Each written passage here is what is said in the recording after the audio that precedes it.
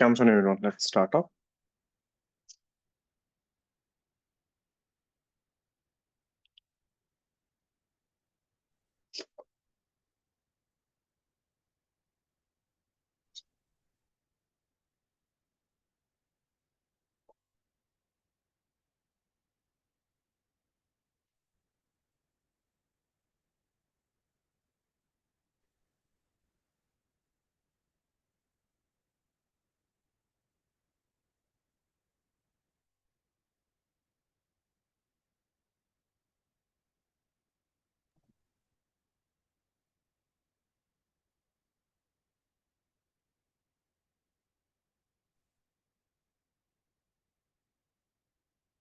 Okay.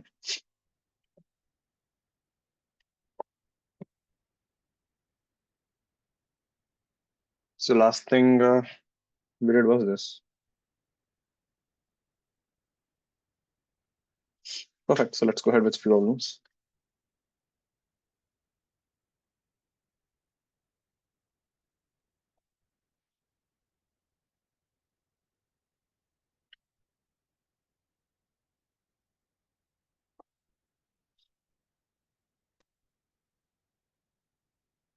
Let's say we have a mass of 2m. Okay, last time also took 2m. Okay. 3m traveling with the speed of u, and let's say this is a mass m, and let's say e is equal to half. This guy is also traveling with u. Find final velocities.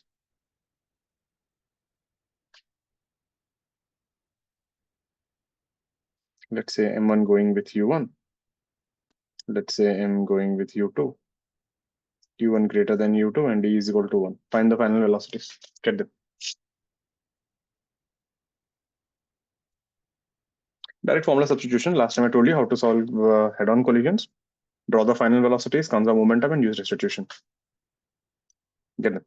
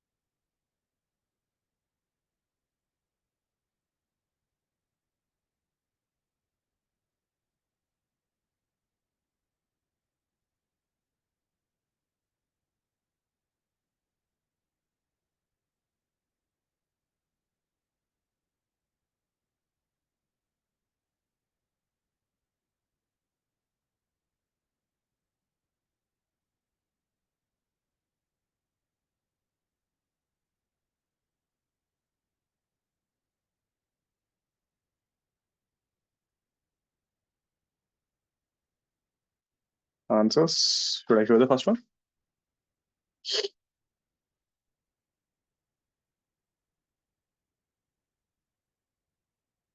So step 1, draw the final velocities. So this is 3m. Let this be v1. Let this be m. So don't worry about plus or minus signs. We'll take care of it. Conservation of momentum. 3mu minus mu. 3mv1 plus mv2. So we get 3v1 plus v2 is equal to 2u. Restitution, E is equal to v2 minus v1. u1 is u, u2 is minus u, is equal to half. v2 minus v1 is equal to u, equation 2. Take this v2 and substitute there. So we get 3v1 plus V2 will be V1 plus U is equal to 2U. 4V1 is equal to U. V1 is equal to U by 4. V2 will be 5U by 4.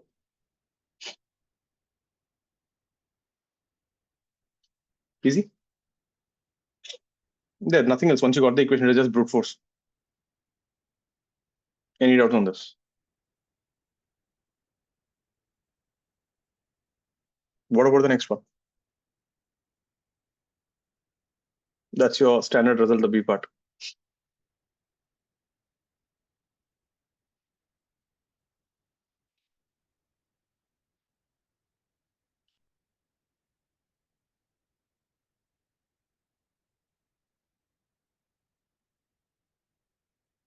All clear with the first one?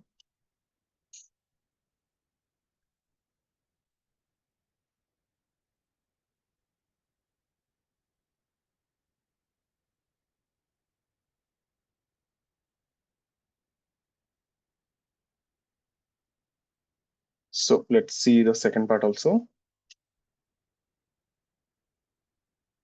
This is M, this is U1, this is M, this is U2. After collision, let this guy go with V1, let this guy go with V2. Conservation of momentum, MU1 plus MU2, MV1 plus MV2.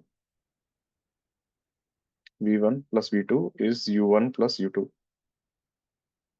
Distribution E is equal to V2 minus V1 by U1 minus U2 is equal to 1. We get V2 minus V1 is equal to U1 minus U2. Add them. When you add them, V1 cancels out. We get 2V2 is equal to 2U1. So V2 is equal to U1 and V1 is equal to U2. It's a good result.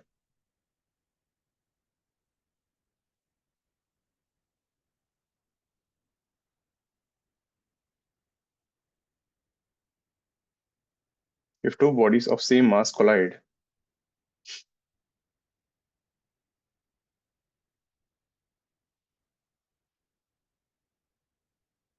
they exchange velocities along the common normal. This word is important. We will see later in oblique collisions, you don't exchange the complete velocity. You exchange the velocities only along the common normal. In case of head-on, luckily the velocity is only along common normal, so it kind of makes sense. But the actual statement is this. If someone tells you like this, if two bodies of same mass, they exchange velocities, it's a wrong statement. Only along the normal, the velocities are exchanged. Have a look at this. Clear this? Let's see one more. Any doubts on this? Easy one, just a formula-based question. There's nothing there. Let's see one more easy one. We have a pendulum here. This is mass 2m. This is fixed here. This is a string of length L. We have a ball of mass m going with speed u. It's this, and E is equal to half. Find U minimum if the pendulum completes a vertical circle. So after collision, this 2m should go in a circle. Right, Vihan? Impulse is only along the normal, so only that component changes. You will see that in more detail in oblique. Find U minimum so that pendulum completes vertical circle.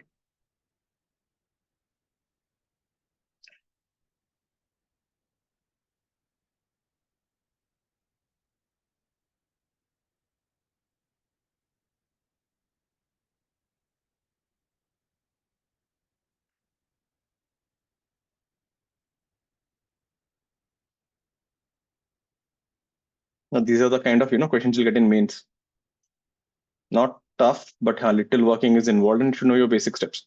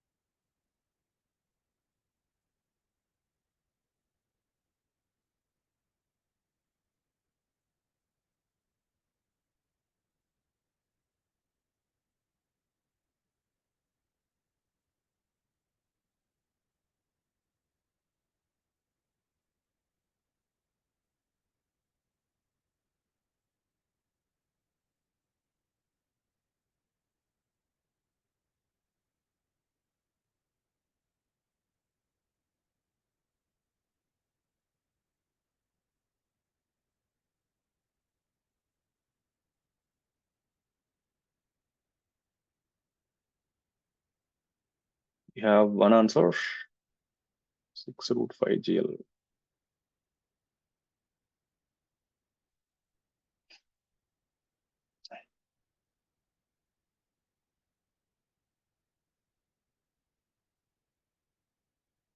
Anyone else? We have one answer from Ishan. Others?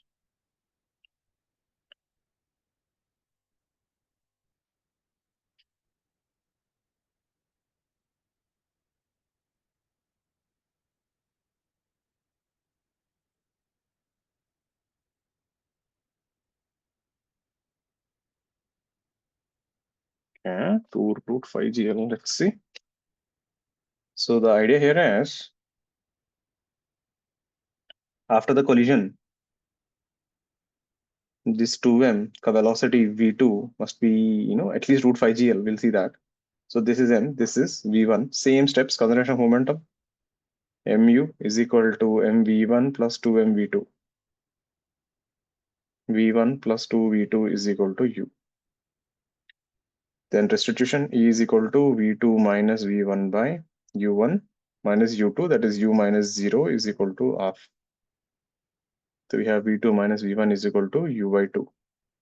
So take, now see in this we are not interested in v1, so let's eliminate v1. I can just add them up. If I add the equations, I get 3v2 is equal to 3u by 2.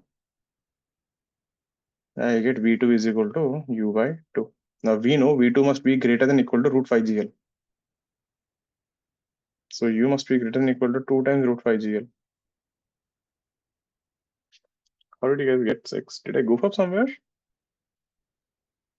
Mu is mv1 plus 2 mv2. v1 plus 2 v2 is u. Okay.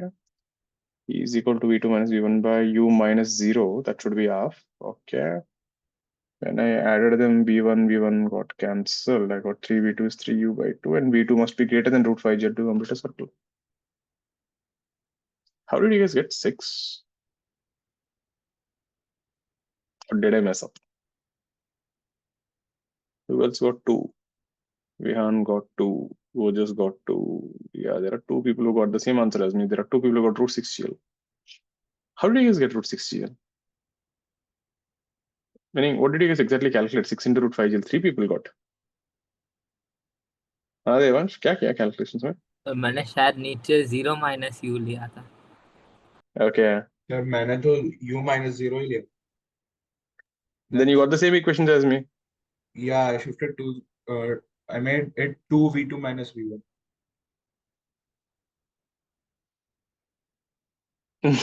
Check, I don't know. Did I do something wrong? So then I wrote u using the conservation of momentum वाला formula by cutting m everywhere. तो वही तो है, equation same है ना. Either you or me, one of us messed up. वो तो clear है. Check it out, everyone. If you got the equations right, then it is done. Calculations, I'll trust you. हाँ Devansh. I added equation 1 plus 2. So when I added v1 got cancelled. So I'm getting v2 is equal to 4v1. तेरा अलग ही level चल रहा है. Why do you want to find v2 and v1, Ray God? You don't want v1 का value, right? That is useless. What will you do with v1? But उससे एक equation तो आ रहा है जिससे 6 root 5 GL. Ishan, what did you do? तो लेकिन आपके इक्वेशन में तो v2 कट हो रहा है.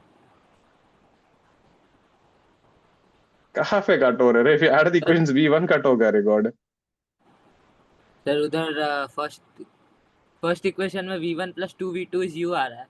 सेकंड में 2v2 minus v1 is u आ रहा है. 2v1 is u आ रहा है. तो दोनों तरफ से 2v2 कट होगा ना. ठीक है. It's a problem with simultaneous equation. So you guys do it. I will trust you. Physics is done. फिर उससे Ishan, what did you do? तो आ रहा है.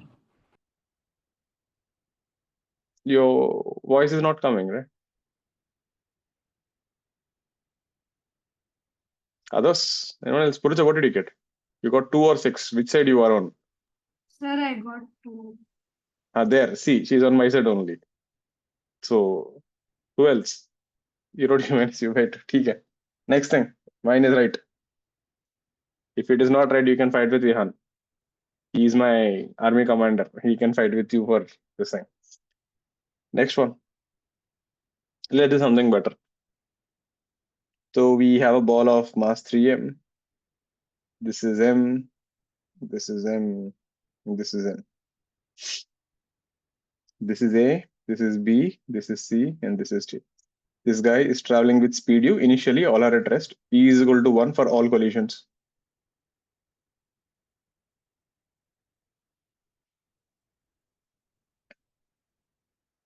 Find the final velocities. Initially, A, B, C are at rest.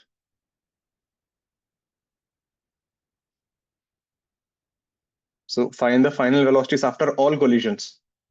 Matlab, after this, there should be no collisions. Then what are the final velocities? I can even ask you find the number of collisions.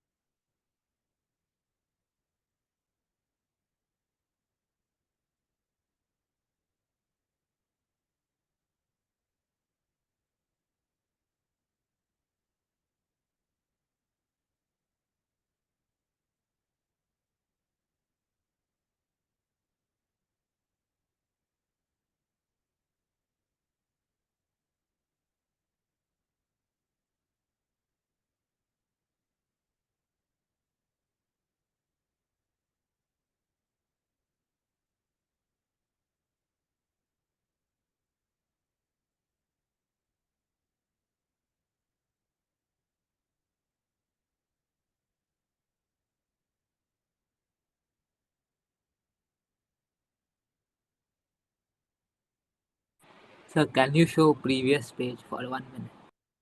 Previous page में कुछ है ही नहीं रे. You're still Sir, fighting वो with the equations. Yes. equation You एक बार देख fight. Sir मैंने आपको पिक्चर भेजा व्हाट्सएप. हाँ ठीक है. 1 मिनट सर, equations लिखना.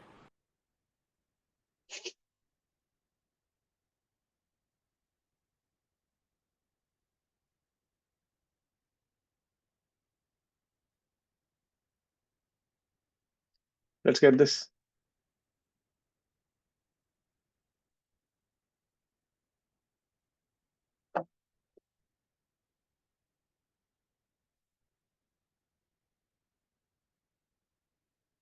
ठीक है ना Devansh. It's fine. It happens. Get this 38th one. Let's focus on this. लेकिन सर 0 आ रहा है उसमें V1. तेरा तो अलग ही है. अरे why are you guys finding V1 रे? We need to find V2. Pendulum is going to complete a circle. Why are you guys obsessed with that damn V1? V1 से कुछ काम नहीं है. तो सर V2 तो U/2 आ जाएगा ना. तो ठीक है ना. That only I got ना.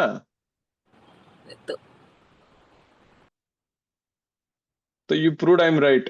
Thank you. Next one. चलो लाइफ में अलग ही प्रॉब्लम्स चल रहे हैं. Let's get this.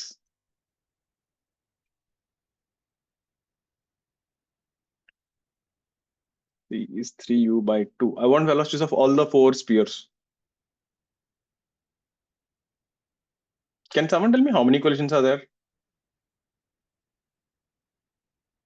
Totally, how many collisions are there?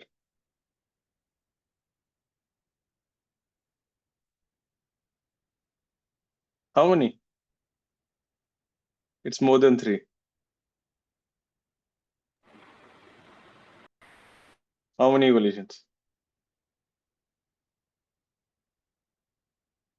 7 nahi hai God. Jainil got it right. 6.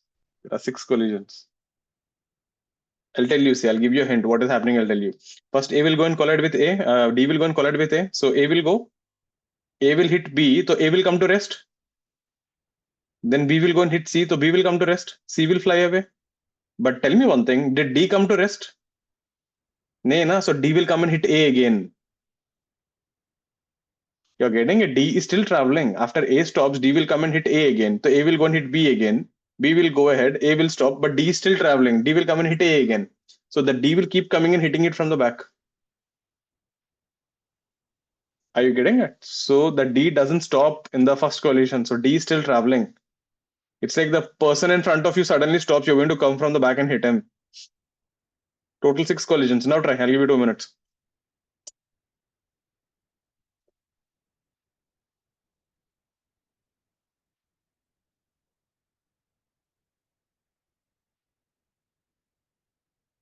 let me help you with one thing so that your calculations will be a little easy.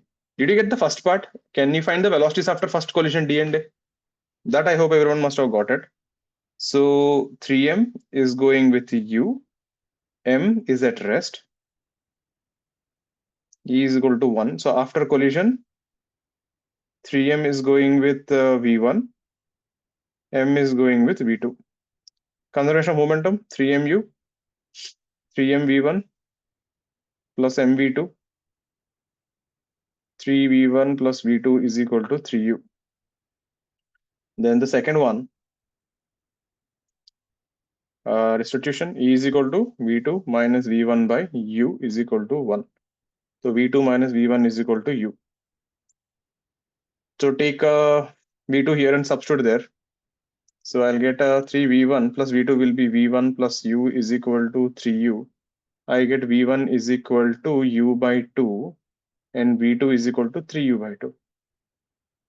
Now what I want you to notice here is whenever 3m and m collide, 3m ka speed becomes half, isn't it?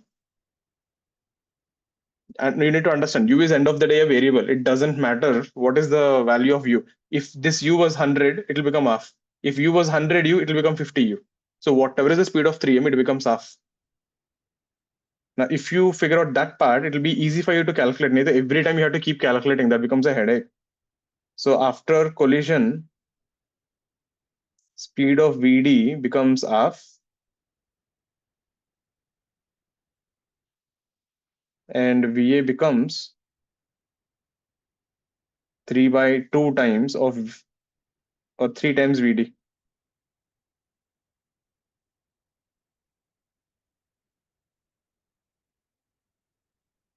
After collision.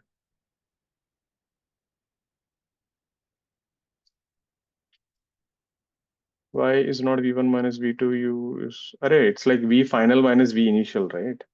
Relative velocity of separation. Who is going faster after collision? V2. They are separating, so V2 is greater than V1. Initially, who is colliding? They're colliding, so U1 is greater than U2. So velocity of separation by velocity of approach. So we're taking mod here basically. No, we'll put in terms of V2 bar minus V1 bar by U1 bar minus U2 bar. It's a vector form only. Like we're not taking any negative sign. We're always taking. No, because in this I assumed all are forward, na? That take plus. If something is going back, I'll take a minus sign. Like in this question, didn't I take a minus sign here? Here. This become plus na minus of minus. Yes. हाँ दक्षा बोलो ना. So I had the same doubt. Okay. It's V2 minus V1 because see after collision V2 is greater than V1. Before collision U1 is greater than U2. So it's separation by approach. So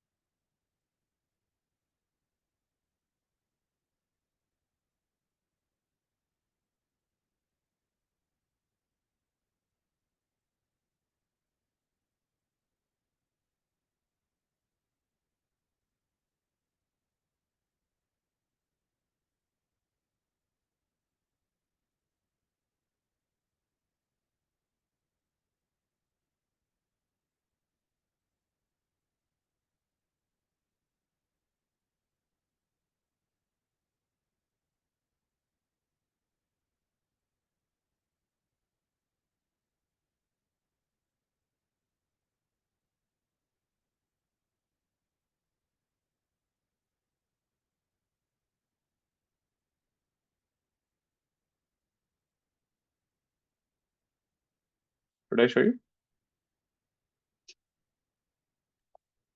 See.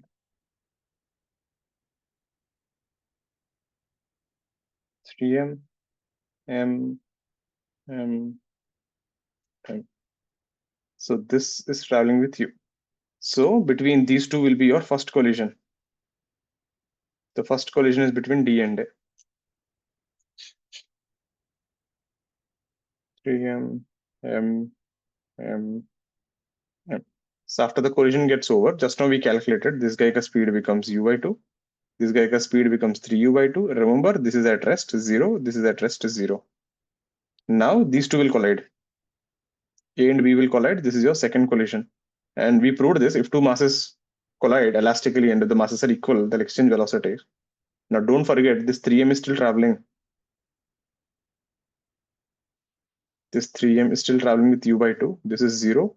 Now this is 3u by 2. So technically, all these collisions will happen like back to back. Now we will assume as if, we will wait for 3m. Let ABC get over and then 3m will come back again.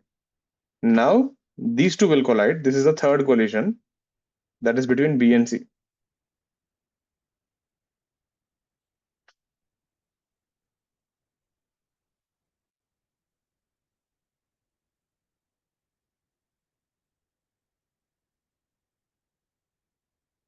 This is 0, this is 0, this is 3u by 2. Now C is gone. Now A and B are at rest. Now this guy is coming from the back and colliding.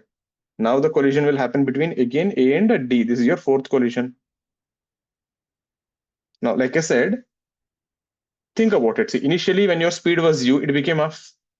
Now, if your speed was u by 2, won't it become half? See, end of the day, u is simply a variable, isn't it? Does Max care whether you call it u, or I'll do one thing. I'll call u by 2 is equal to v dash. So if I say this speed is v dash, shouldn't it become v dash by 2? Is that making sense? Because for Max doesn't care whether you want to call it u or u by 2. For Max will say it is simply a variable. So whatever is the variable, it will become half. So after collision, now with that logic, there's no need to solve. Neither you will go mad solving every time. So 3m, so after the collision, this speed will become u by 2 ka half. So this becomes u by 4. And this guy will get a speed of 3 times u by 4. Remember, this is still at rest and C is still going with 3u by 2. So that guy is gone actually. That guy is going the fastest. Now the fifth collision will occur between A and B.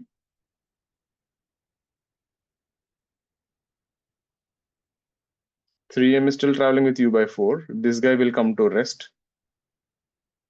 This guy is gone with 3u by 4. Now 3u by 4 is lesser than 3u by 2. So B and C will never collide. Again, they will collide sixth collision between A and D. Now again, whatever is the velocity of 3m, whenever it collides, its speed becomes half. So this becomes u by 8. This guy becomes 3u by 8. So, and this guy is 3u by 4. You can't collide with B because B is going faster. B can't collide with C because C is going faster, and you're done. All collisions are done. This will be your final answer. Is this making sense, everyone? Now, even if you had n balls, you can see a sequence, isn't it? U by 2, U by 4, U by 8. So that is like a GP there. So you could have done this even if you have n balls there. So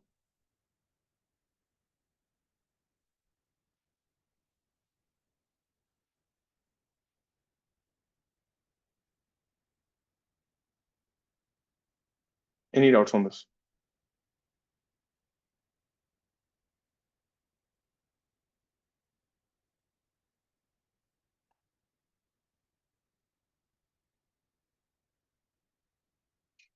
Clear? Next one.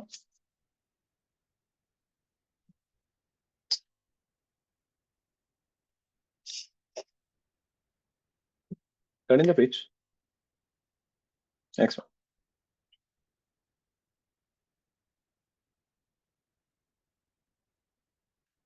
Let's say we have a ball of mass 2m traveling with u. Let's say we have another ball of mass m. This is at rest. And let's say E is equal to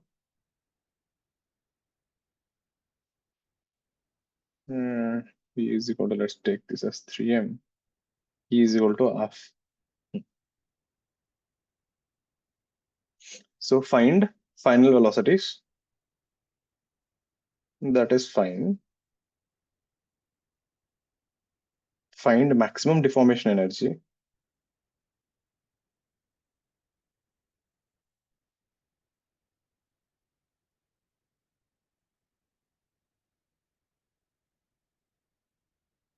Find final deformation energy.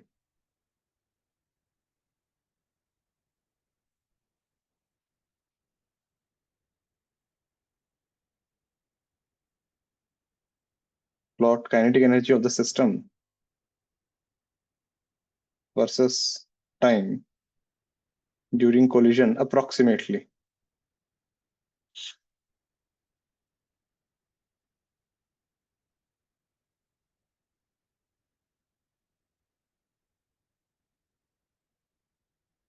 If restitution is equal to 1, then plot again kinetic energy of the system versus time.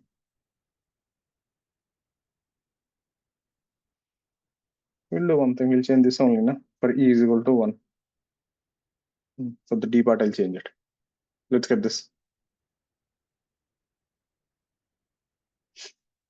So plot the kinetic energy of the system versus time during the collision approximately if E is equal to 1. So I change the question for D.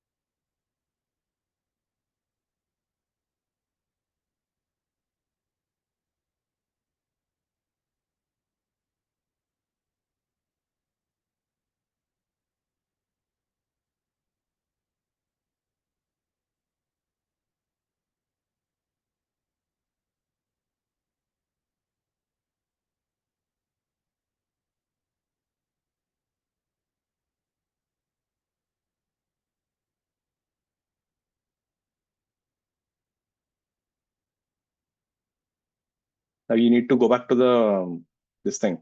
Remember when I taught you collisions, what happens during a collision? You should know during a collision what is the process.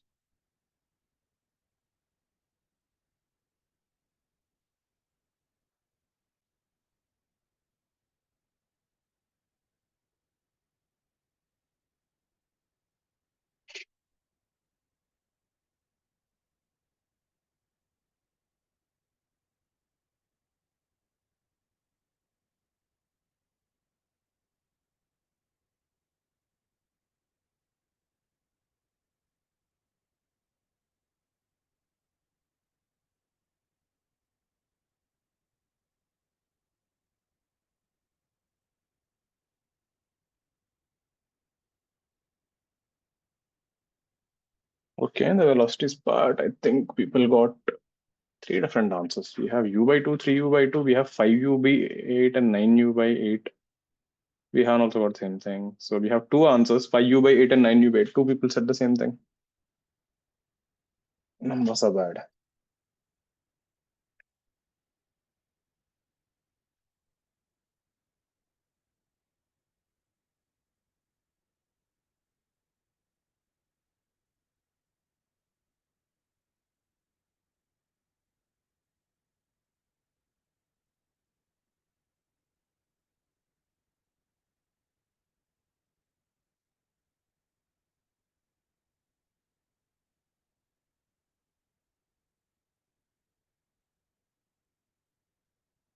Okay, let's see.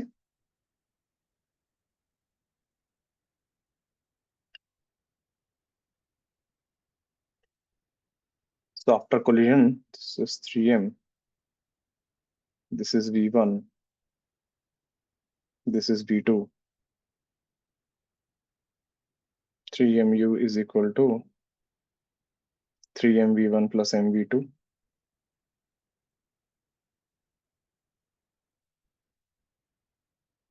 Restitution is equal to v2 minus v1 by u minus 0 is equal to half. v2 minus v1 is equal to u by 2. Take v2 and substitute there. 3v1 plus v2 will be v1 plus u by 2 is 3u. This is 4v1, that will be 5u by 2. So v1 is 5u by 8. v2 will be 9u by 8. That's your velocities. Now, what do you mean by this maximum deformation energy? Now, if you go back to the collision thing which we did, do you remember no matter which collision it is, they will collide, they will deform, they will reach this state, isn't it? Even if it is a perfectly elastic collision, you will reach this state and then you will separate out. So when they ask you maximum deformation energy, this is the condition you have to take care. That is V1 is equal to V2. The both will have a common velocity. So this was what was happening. So this was U, this was 3m, this was m, this was the initial state. And then at some point, these two will deform 3m and m. You reach a common velocity Vc. At this point, you have maximum deformation.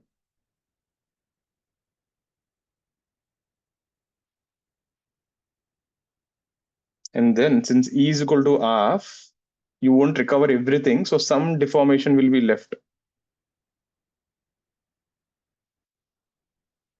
This was your V1 and this was your V2.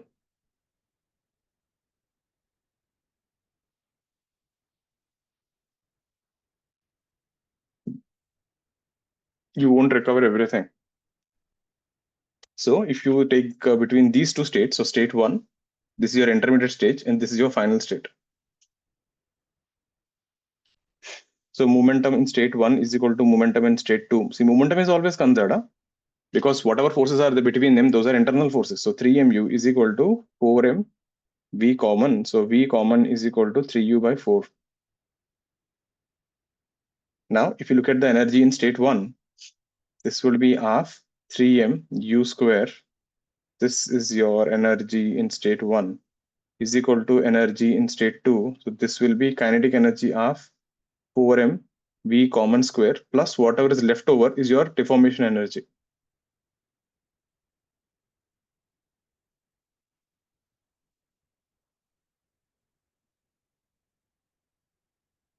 So Emax will be 3mu square by 2 minus 2mv common square 9u square by 4.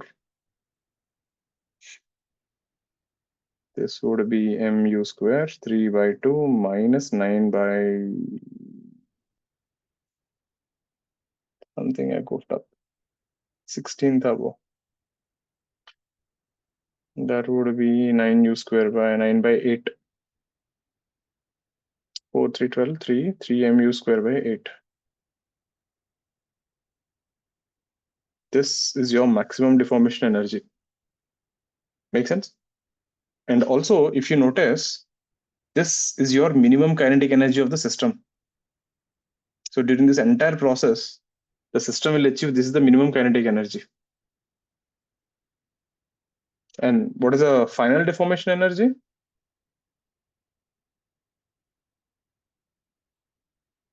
So final deformation energy is simply the change in kinetic energy. Kinetic energy in state 1 minus kinetic energy in state 3.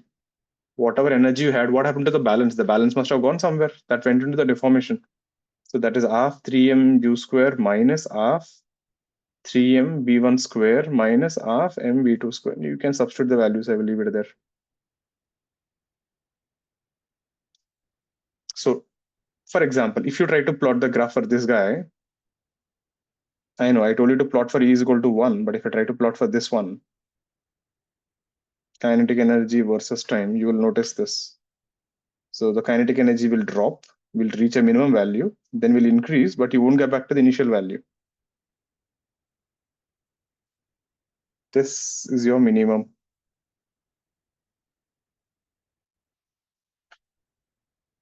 Now, can you repeat the whole question for E is equal to 1? So literally I said E is equal to 1, so I changed the whole question. So you have to do the whole thing for E is equal to 1.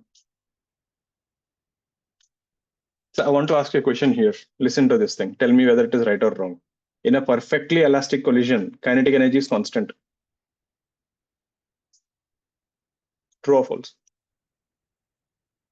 In a perfectly elastic collision, kinetic energy is constant.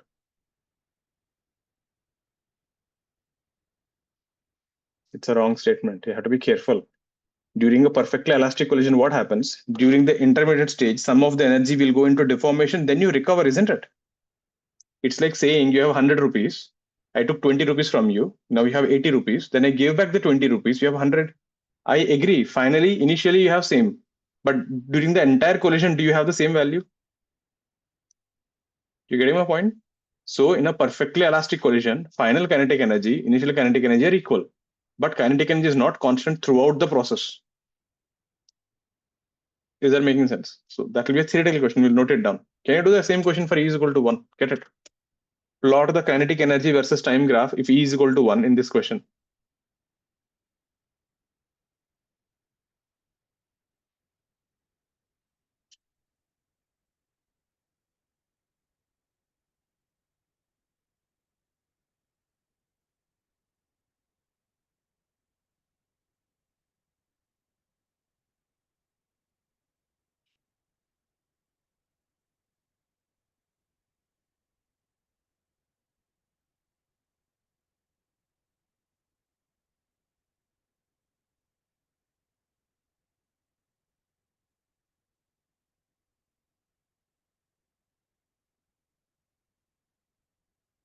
Yeah, I know it gets back to the same level. Draw the graph. You need to tell me what is that Ke minimum.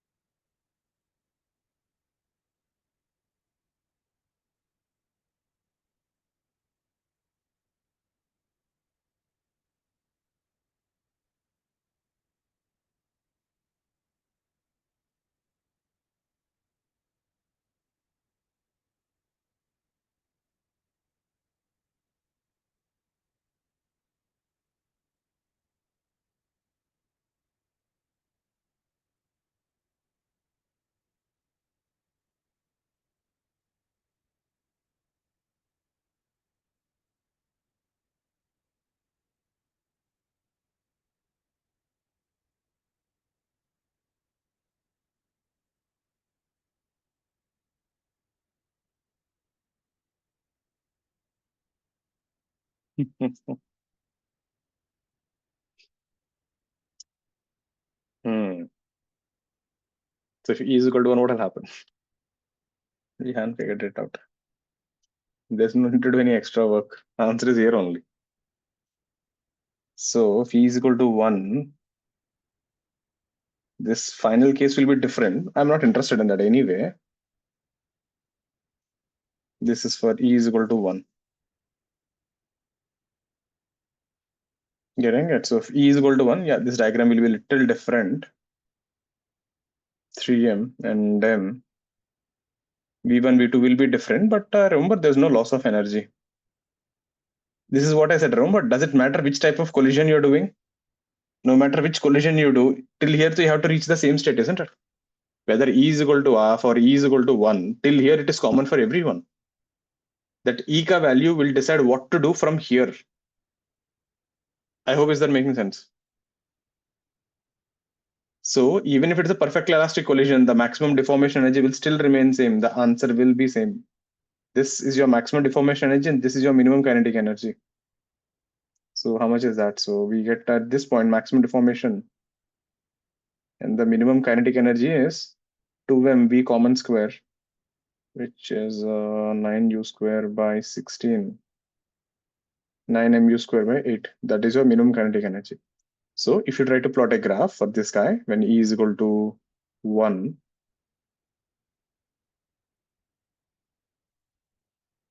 this is your initial value. How much is that? 9mu square by 2. So during the collision, some of the energy will go into deformation.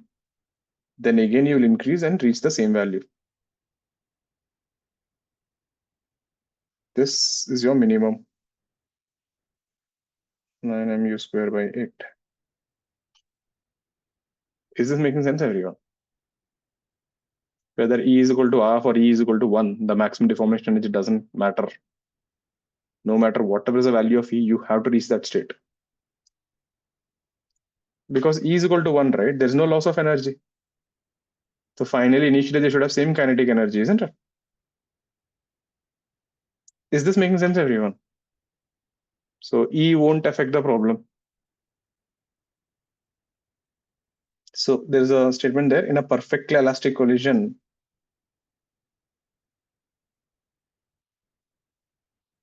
This will be a good theoretical equation. Because problem kya hai na?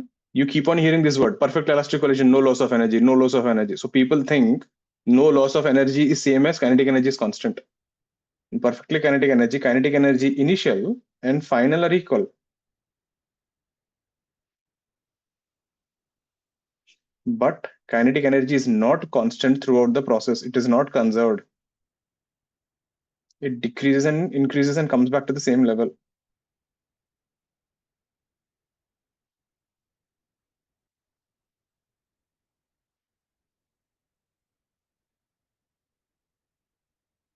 Is that clear, everyone? So if they ask you a statement in a perfectly elastic collision, kinetic energy is conserved, it is wrong. In a perfectly elastic collision, final and initial kinetic energy is equal. That is true. But somewhere down the line, right, people, they don't realize, I mean, in a flow, right, they'll mark it like, it is right because initial final is same. It doesn't mean it is.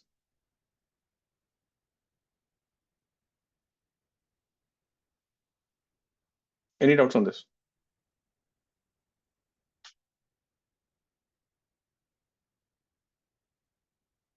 Now, if at all they ask you for deformation energy, there's a much faster way to do this. Now, can I compare this problem to this guy? If you have a block of mass 3m, and if you have a spring here, we have m here, and let's say this is u. So, do you remember this process? So, maximum deformation, what will happen? The spring is maximum compressed, and both of them are going with the same velocity. Now, mathematically speaking, does Max care whether you're talking about a spring or body getting deformed? Max के लिए तो कुछ फर्क नहीं पड़ेगा. Max will think it is the same thing, isn't it? So I can do the same problem. So this is your maximum compression. So the deformation is behaving like a spring. Or in this case, you can say the spring is taking the role of the deformation.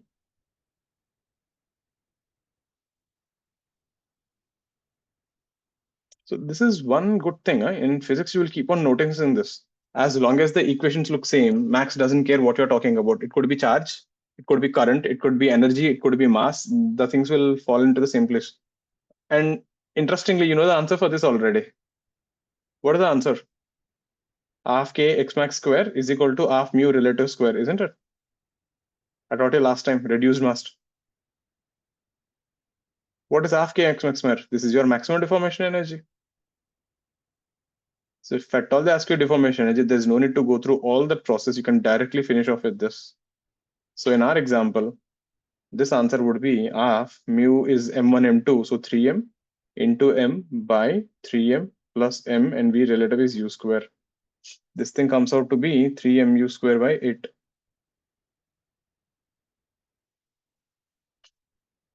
Isn't that the answer? 3mu square by 8. Are you getting how am I comparing this? This is the reason why we need to always, when you study, right, you will get the answers. But if you analyze, you will have a lot of information.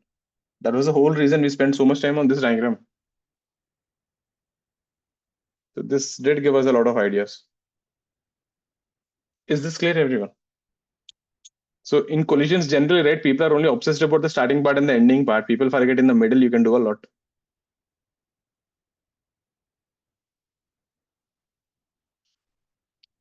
Clear? Any doubts on this?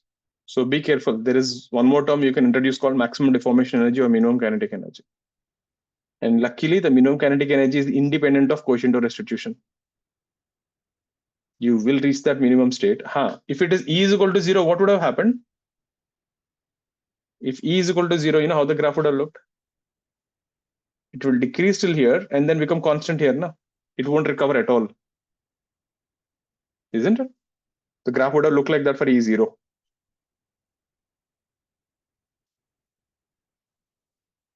Next one.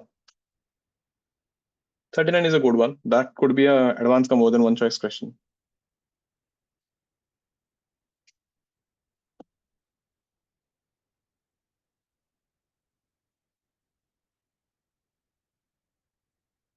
We have a wall here,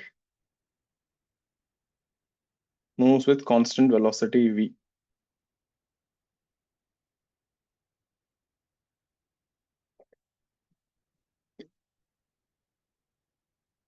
So this guy is going with V. We have a ball of mass m going with U, and restitution is E. Find the velocity of the ball after collision with the wall.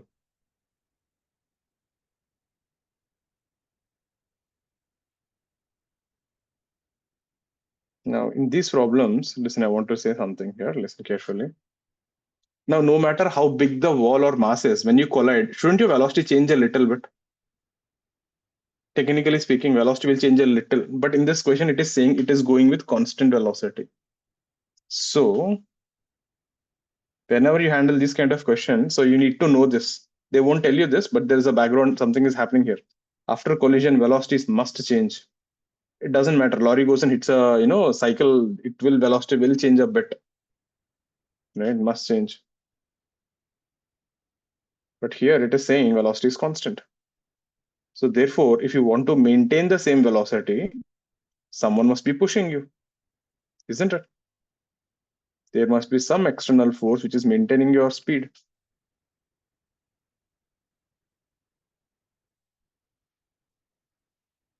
An external force is applied.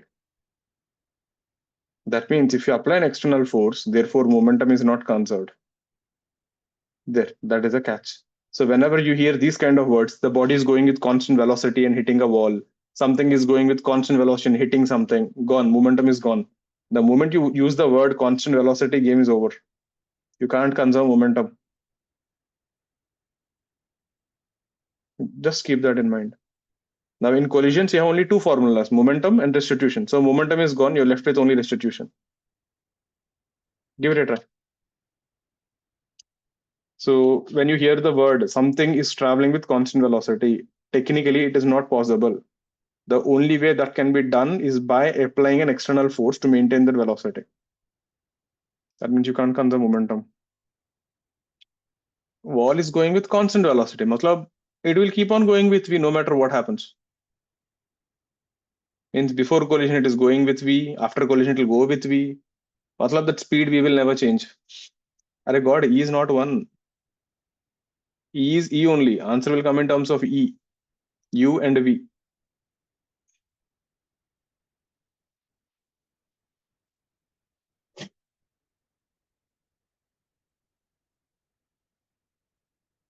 Why will you use kinetic energy initially is equal to final? E is not equal to 1. Why are you conserving even energy?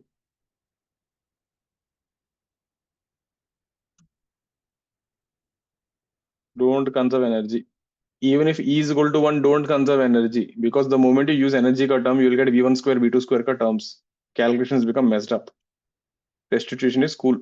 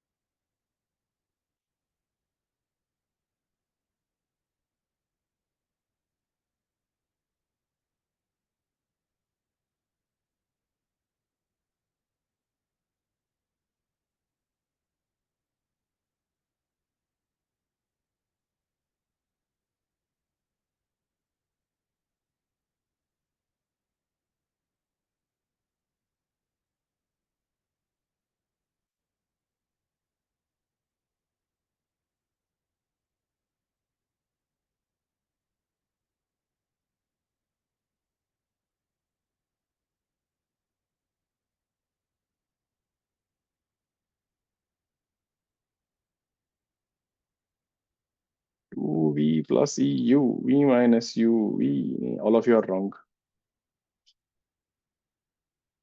Which is wrong, those are wrong. Bihan.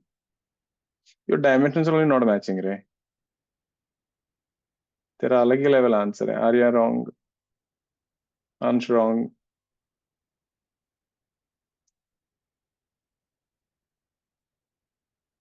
You guys are messing up the signs.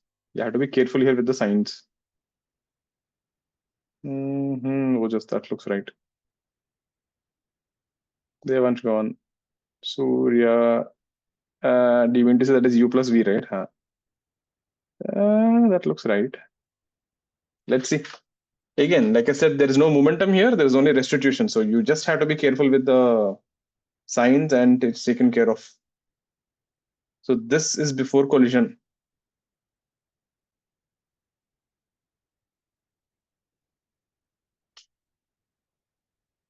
So after collision, I will assume it is going backward. You can assume whatever you want. So I will take this as V1. This is still continuing with the same speed. This is after. So I'm taking the ball as 1. So U1 is plus U. I'm taking the ball as 2. So this is initial velocity U2 is minus V. Be careful, right positive, left negative. So after collision, this is V2, that is still minus V. So that is the thing, even though you lost momentum equation, you got a data, the final velocity of the ball, you know, and this V1 is minus V1 because I took it as going backward. I'll do one thing with it, I'll take it as V dash. So V1 will be minus V dash. Signs are clear. Now restitution. E is equal to V2 minus V1 by U1 minus U2. V2 is backward minus V. V1 is also backward minus of minus V dash by U1 is U minus of this minus V. This will be E into U plus V is equal to minus V plus V dash. So V dash will be EU plus V into 1 plus E. All will be adding up. So this is the speed going backward. Now, if you take wall is at rest, if wall is fixed or wall is at rest, that is V equal to 0, then your answer V dash will be EU. This is a standard result, remember.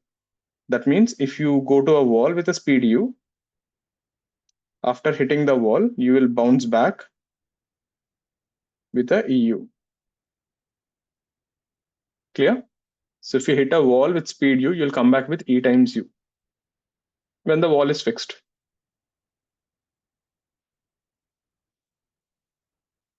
If the wall is moving, this is your formula. I can't remember that. I have to derive every time. This though you remember, it's useful, saves you time in the exam.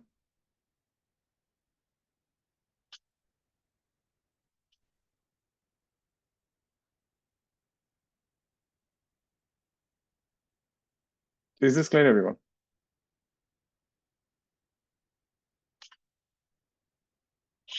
Next one.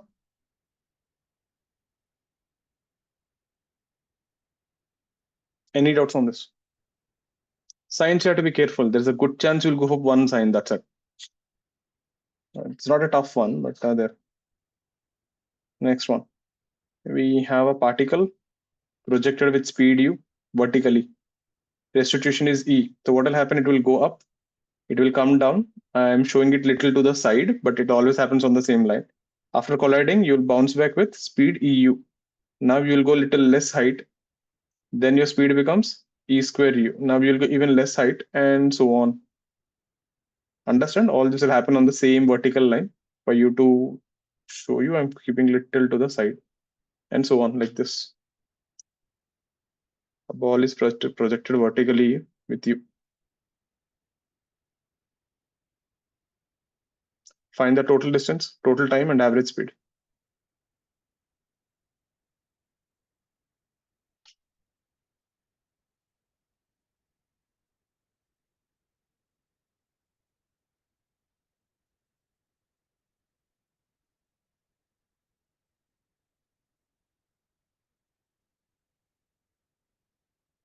Average speed is distance by time. So you need total distance and total time. So in the exam, I'll directly ask you to find average speed. So this ball will just keep bouncing, bouncing, bouncing, and finally it'll stop. Remember where we did this? We did this 2 times. One is in infinite GP. Second time we did that in graph question. Plot VT graph for this collision thing in kinematics. Now, in case anyone doesn't know this, infinite GP ka formula, sum of infinite terms is A plus AR. In case you don't know this, you should go back to the infinite GP ka notes and check it out. This formula is given by A by 1 minus R for R less than 1. A is the first term and R is the multiplying factor. I hope everyone remembers this infinite GP sequence. Try, you got 2-3 minutes. Answer comes in terms of E.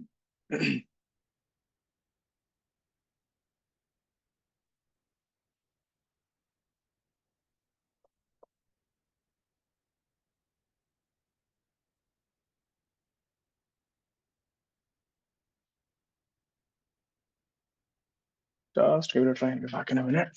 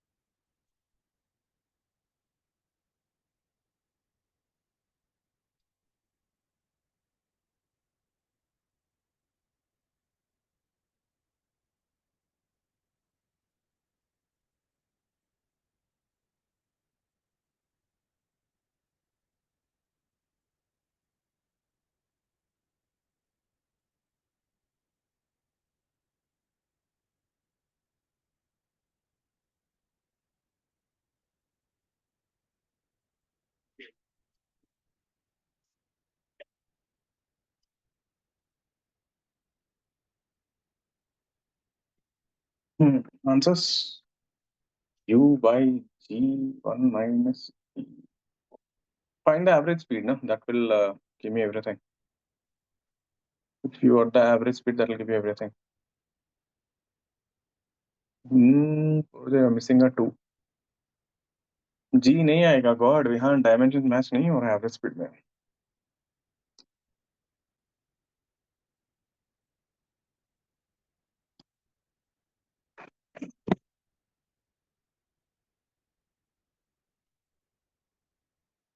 Devansh, you got that right. Ishana, that is, you got an extra 2 there. Ansh, you're right. Oh, just wrong.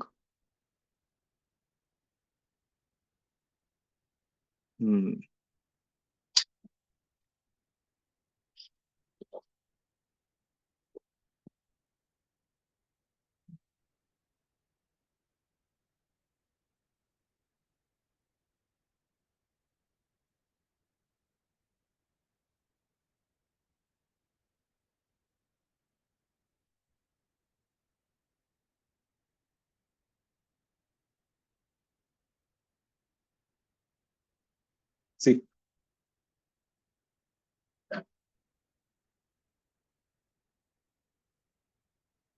So first time when the speed is U, you go up, then you come down. So your height will be H, time will be T. And what is H? H is equal to U square by 2G. So H is proportional to U square. Time of flight will be 2U by G. So time is proportional to U. So next time when your speed becomes EU, because T is proportional to U, your time becomes ET and your height becomes E square H. Next time when your speed becomes E square U, now your time becomes E square T. So time goes as a, E power 1 E square function, but this guy goes as an E power 4 now. This is going in a E square ka thing. And so on. So this will keep repeating. So if you take the total distance, remember distance is going up and coming down. You have to do into 2. Maybe some of you forgot that. So that will be 2H plus 2E square H plus 2E power 4H and so on. Take out your H2H there. You end up with 1 plus E square plus E power 4, so on till infinity. That's an infinite GP. So the first term is 1 and then 1 minus E square. If you want total time, same thing. This will be T plus ET plus E square T plus so on till infinity. This will be T into 1 minus E. So you want average speed, total distance by time. That would be 2h by 1 minus e square. This is t by 1 minus e. That is h will be how much? U square by 2g. This is 1 plus e into 1 minus e, so 1 plus e be left over, and t is 2u by g. G goes off, u goes off, 1, 2 goes off, you will end up with u by 2 into 1 plus e.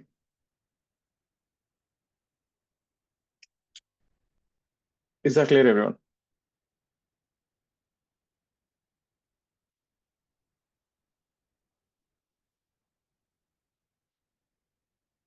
Any doubts on the steps? We did the same thing in kinematics. I think there I gave you like the distance becomes 3/4 every time, something of that sort.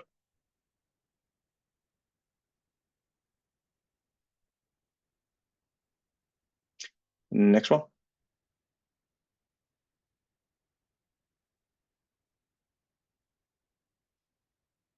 Clear enough with this thing?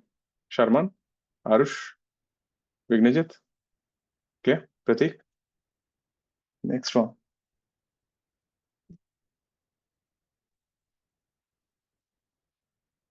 We have a building here. Height h. And let's say E is equal to half.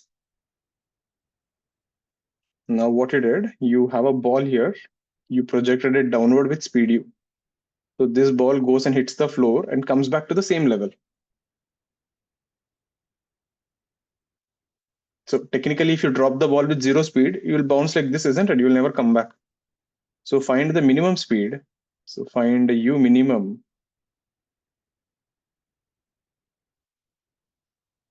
If ball comes back to the point of projection. So you should hit the floor and come back to the same level as projection.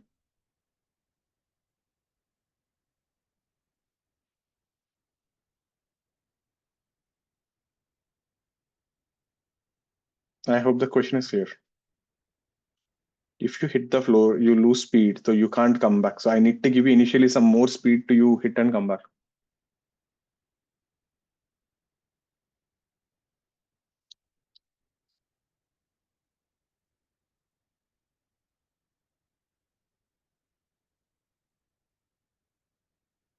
Okay. That was fast. Yeah, one answer. Others. Try. I'll give you a minute. Nee, Purvaja. That's not the answer.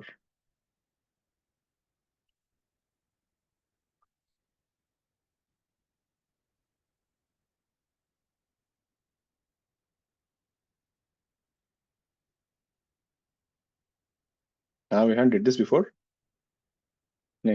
No, sir. You solved it right now. Acha, you got it. So like I just found the velocity shift into recoil and then there we just solved. Nah, वही तो करना है, right? Acha, then good. You have good speed. Try. Others, you got a minute. Ishana, Devansh wrong. Ishana wrong. I know what you guys did. Nee, Arya wrong. Ansh wrong. Puroja, you're right. We have 2 right answers. Puroja and Vihani both got it. Others, 30 seconds more. Figure out where it went. So the thing is, after collision, whatever velocity you have, uska h max is h, na? Isn't it? After collision, whatever speed you have, uska h max is h. Since I'm asking for u minimum, you will just reach there. So that is your h.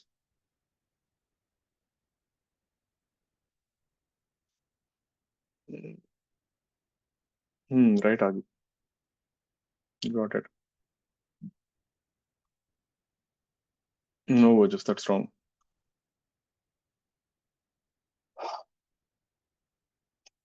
Let's see.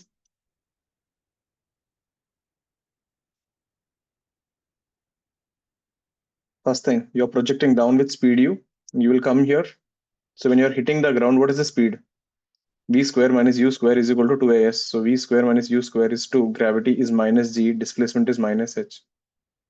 So V square will be u square plus 2gh. You're going to hit the floor with this speed. Just now we saw, if you hit the floor with speed v, you're going to bounce back with speed ev. That is v by 2. Your speed becomes half. and you want to go back to the same point here is equal to 0. That means indirectly you are saying this is your Hmax. So Hmax is nothing but V by 2 whole square by 2G must be equal to H. So that is V square is equal to 8GH. But what is V square? U square plus 2GH. You guys just found V square. Whoever got 8, you found V. U is root 6GH. I'm asking you the initial velocity of projection. You guys found the velocity when it is hitting the floor. This is minimum because you just reach the top and stop. If you go more than this, then definitely you'll go higher, but okay. Is this clear, everyone? So the thing is, after collision, the velocity you get will give you the H max is H.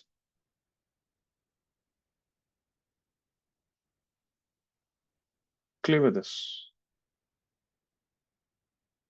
Next one. Any doubts on this?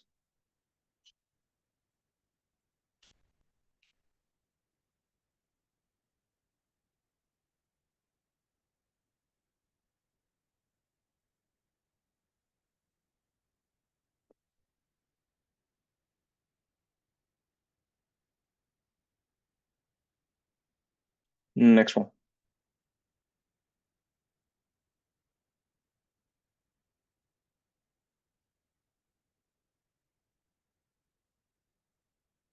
Let's say we have a dumbbell here, mass M, 2M, unequal masses.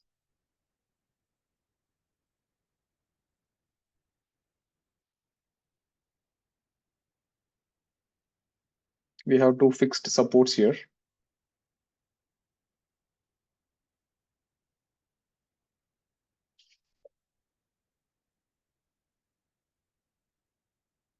For this guy, E is equal to 1 by 3, and for this guy, E is equal to half. Both the sides, Eka value is not same. And you release this dumbbell from a height H. This thing is a massless rod of length L.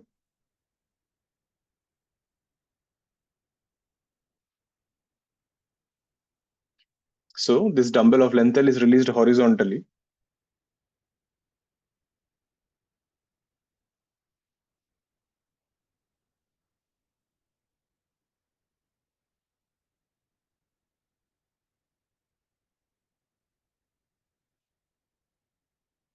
As shown. So when this thing hits those, the fixed points there, because E is different, they'll have different velocities. So do you think rod will remain horizontal? The rod will start rotating. So find angular velocity and tension in the rod just after collision. So the rod rotates, find angular velocity, tension in the rod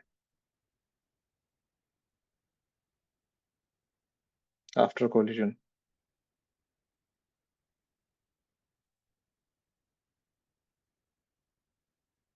Find H max of center of mass.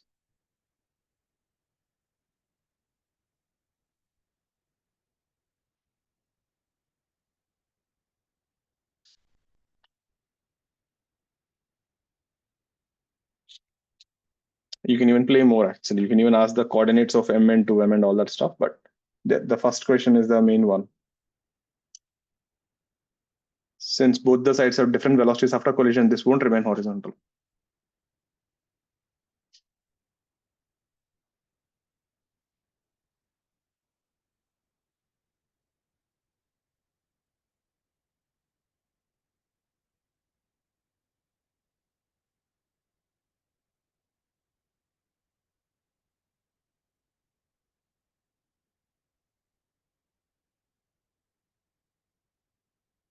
Anyone confused with the question, data, anything you're not clear, please ask.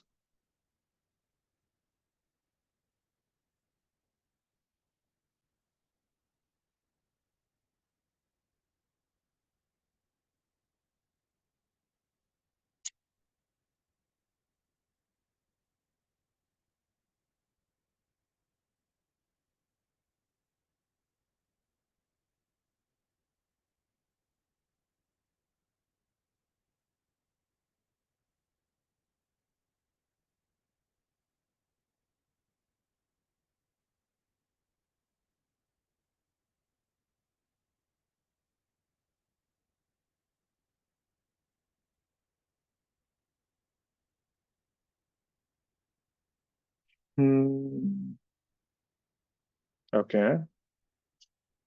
Angular velocity root.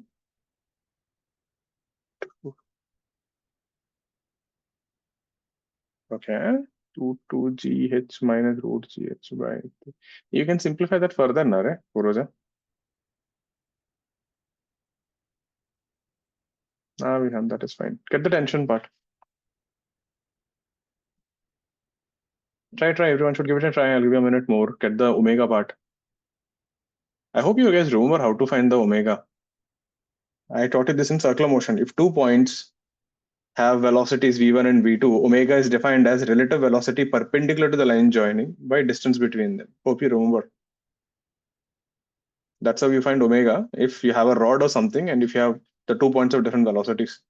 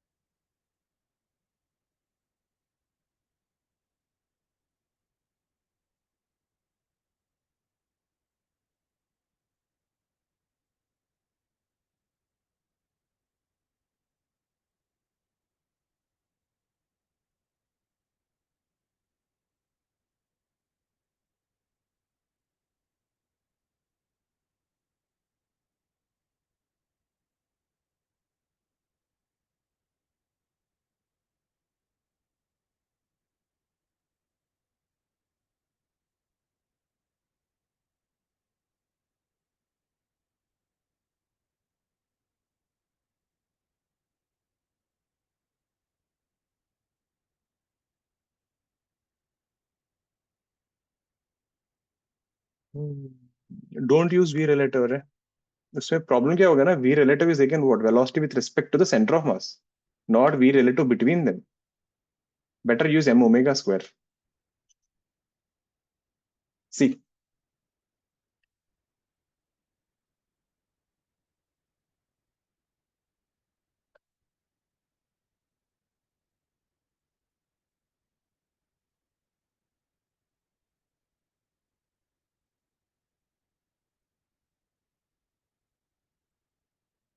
So just after collision, this will be the scenario. So first of all, when these two are coming and falling, remember, it doesn't depend on the masses. Both are falling in the same height. So if you fall a height h, by the time they reach this thing here, they will have speed u. This will also have same speed u, where u is equal to root 2gh. Agreed? It doesn't depend on the mass. So they will fall same height. So both of the speed is same only, u root 2gh. So this is just before collision. Just after collision,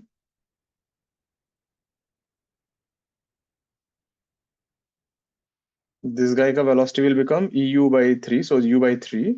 This guy ka velocity will become u by 2. Now here you have to be careful. This mass is 2m and this mass is m. So the center of mass of the system is somewhere here, which is at a distance of L by 3 from here. Center of mass will be closer to this guy. And this is 2L by 3. That means this guy will go in a vertical line, and this 2m will go in this smaller circle, and this m will go in a bigger circle. Are you getting how they will rotate? The 2m and m will be going in two circles of different radius. We have done this before. You know where? This example, if you remember, if I throw a dumbbell of mass m and 2m, the center of mass will go in a projectile and everything else will go in a circle of different radius. They are not going in the same circles. Is this making sense, everyone? The center of, that is the whole point of center of mass, isn't it? That takes care of the projectile motion or 1D motion or the translation, and this thing will rotate. We will see that anyways. So it will be going in a smaller circle there.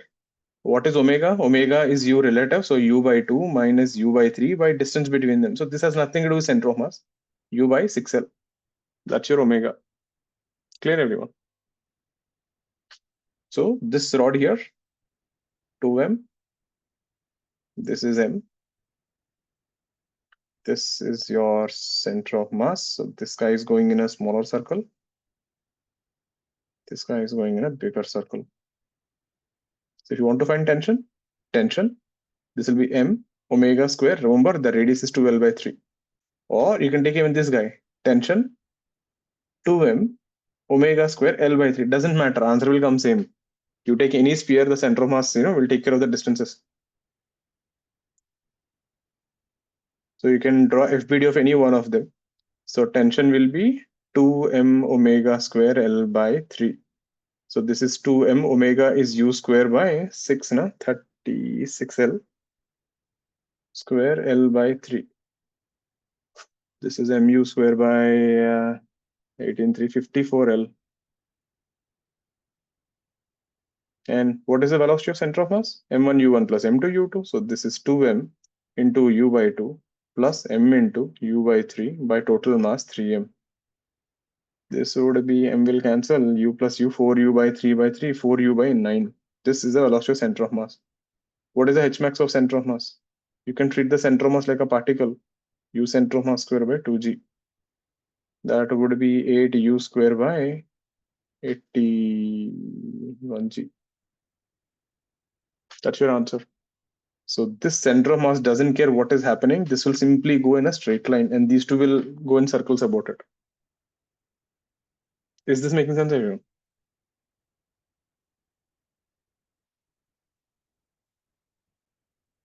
And what is u square? U square is root 2gh, so you can substitute that. So u is root 2gh. So if you substitute g will cancel, 2 will come, you'll get 16h by 81. Is this making sense, everyone? So can you show the previous page? Yeah. Thank you, sir. Any doubts on this? Please ask me.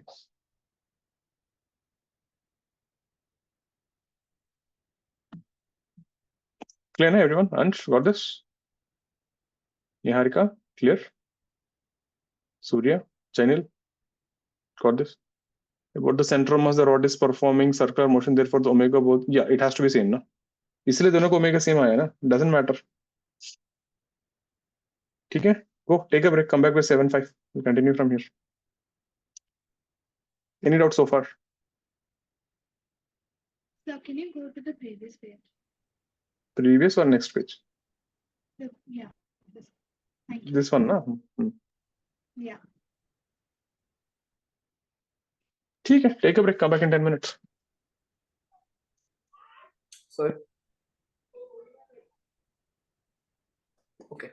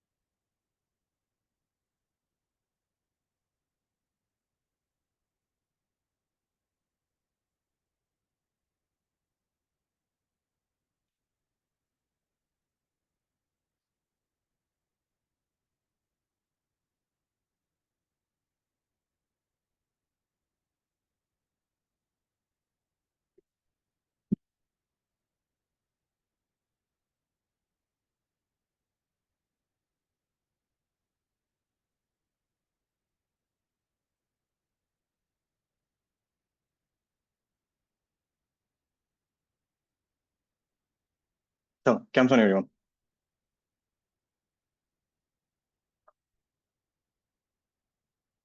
Next thing is oblique collisions.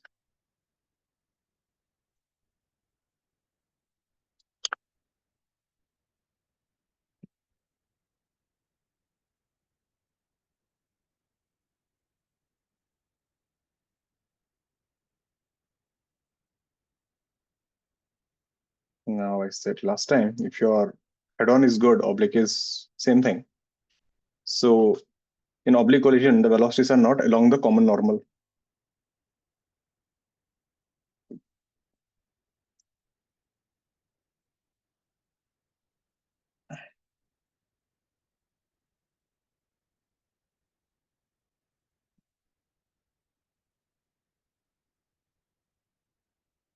So what we do, step 1, draw the common normal just before collision. So when the bodies are colliding,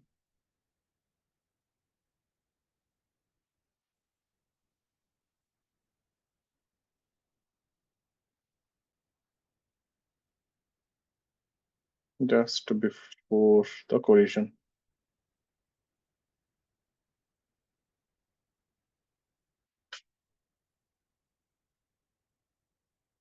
Step 2,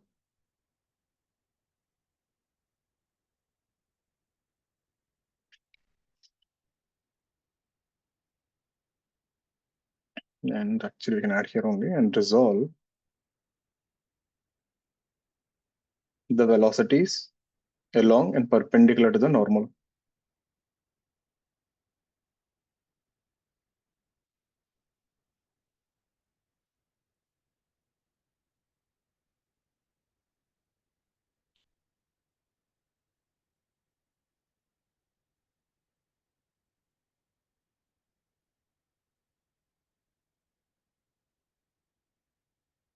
Step 2,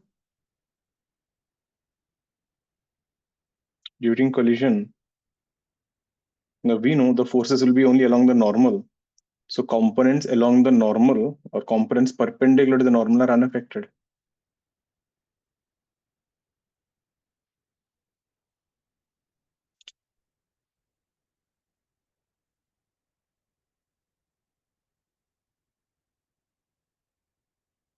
I'll show you with an example.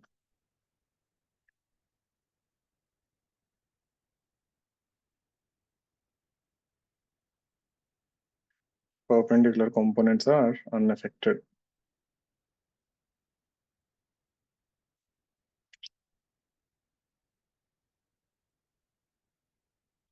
Step 3.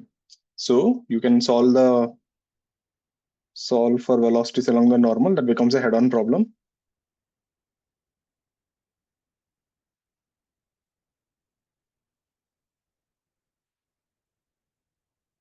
And then add perpendicular components.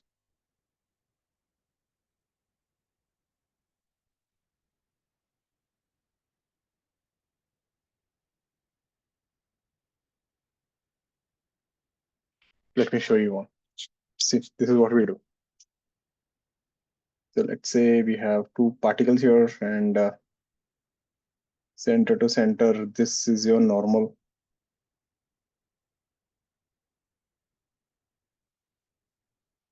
Let's say this guy is going with u1, theta 1, this guy is going with u2, theta 2. So step 1, resolve the velocities along the normal. So I will split this problem into two parts.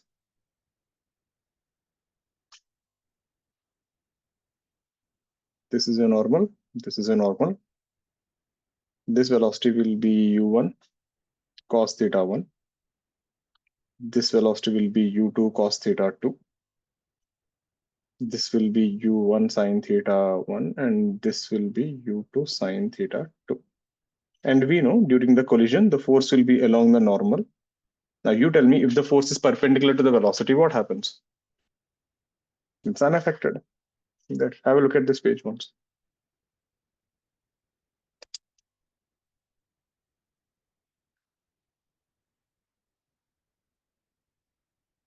Clear? Then, so these velocities are unaffected. since normal reaction is perpendicular to velocities, they don't change.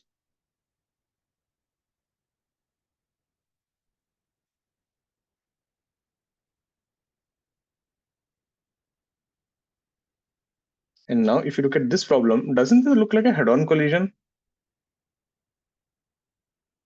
The two bodies are colliding head-on, isn't it? So this problem simply becomes a head-on plus perpendicular components. You know how to solve for the head-on collision. Let the velocities be v1 and v2. Conserve momentum and restitution.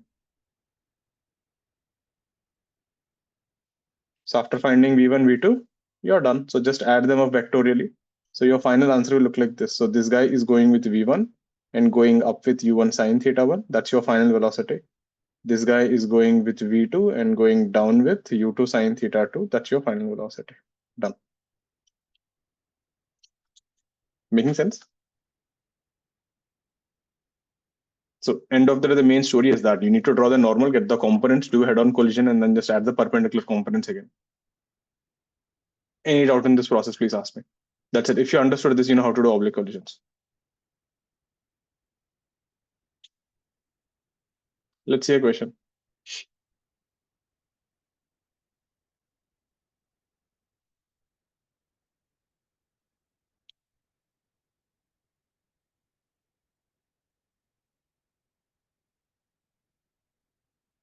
Can I go ahead? Any doubts? Anyone not clear with anything here? Adi, clear now? Next one. Let's see a question. This is the top view. Let's say you're playing on a caroms. You have taken two identical coins, mass m, radius r.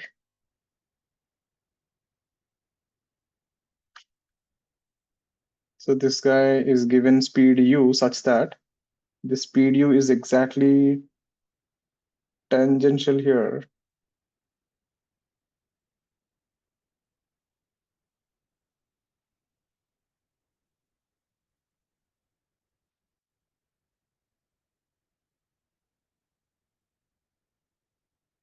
Meaning if you look at the center to center distance, this is r.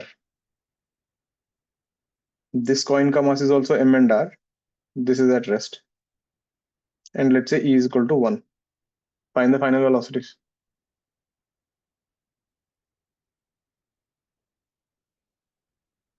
This is the top view. So the distance between the centers is r. So this coin is coming with speed u, the other coin is at rest. So e is equal to 1 in the collide. Get it, this is an easy one. Find the final velocities. Hope the diagram was clear. In caroms, this will be a cut shot.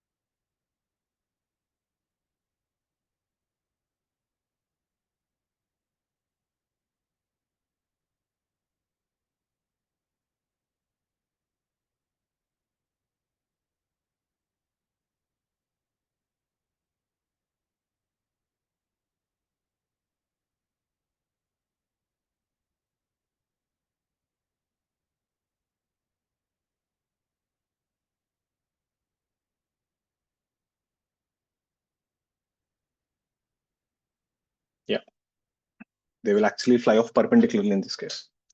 Again, look at the steps. Step 1, draw the diagram just before collision.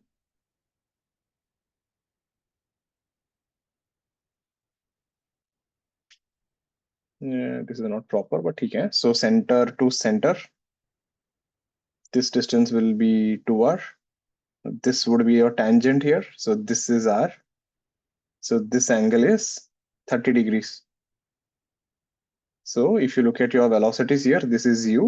So this component is u sine 30, that is your perpendicular to the normal. And this component is u cos 30. They resolve the velocities. That's the first part. Then you can resolve this into two parts. So this plus this. This is your normal. This is your normal. This velocity is u cos 30. This velocity is u sine 30. So u sine 30 will not change. Now this is E is equal to 1 and both have same mass. And we know if two balls have same mass and E is equal to 1, they'll exchange velocities along the common normal. This is what I was saying.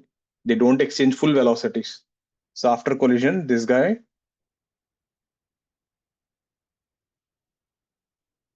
this will go with u cos 30. This will come to rest. This is at rest. This is going with u sine 30. Now add them up. So your final velocities will be,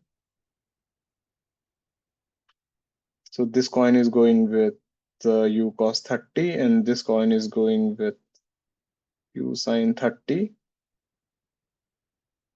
And when you extend them backward, you'll find they're perpendicular. So coins move perpendicular to each other. So if two coins have same mass and if E is equal to 1, and if one of the coin is at rest, and if it is an oblique collision, then they go perpendicular. There are multiple things there. This won't happen every time.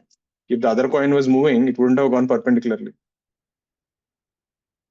So if a coin of mass m hits another coin of same mass, which is at rest obliquely, and E is equal to 1, it will go perpendicularly.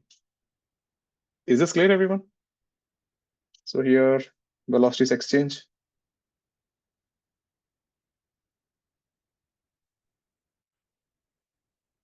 Here, velocities don't change. Velocities remain same.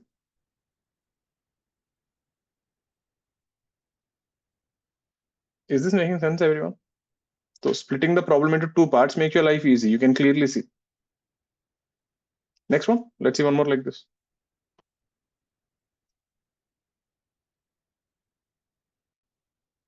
Same thing. Top view. We have a coin here. We have a coin here. This is 2m, radius r. This is m, radius r. And let's say E is equal to 1/4.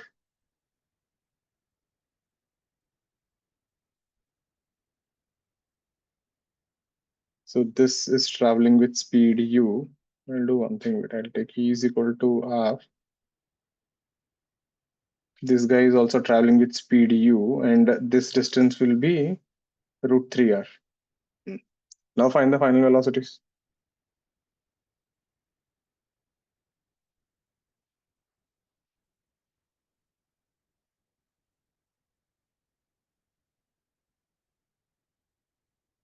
They will collide with each other because if they don't collide, distance should have been 2r, isn't it? Less than 2r. So they will collide. So they will be something of this sort. Right, you got 2-3 minutes. The process is easy. You got the steps. It's only a little working involved now. Get it, you got 2-3 minutes.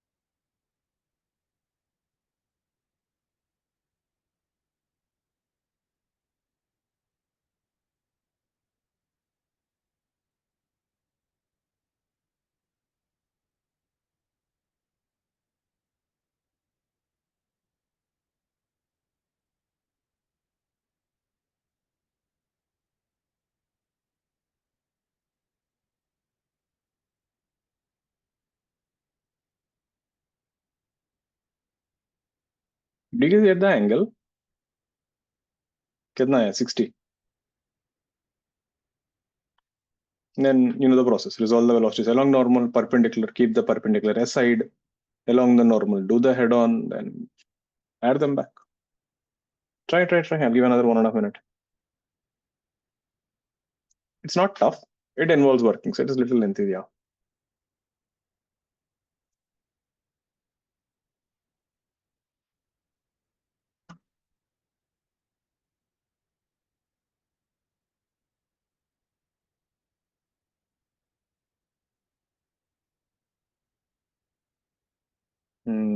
Root over u square plus u square.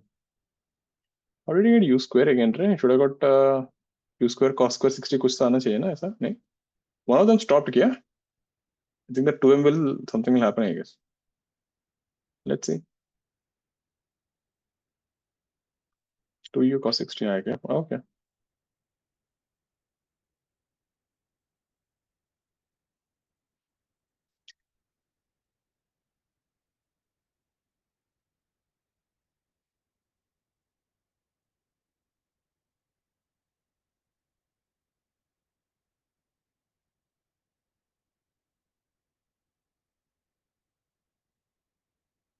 Let's see.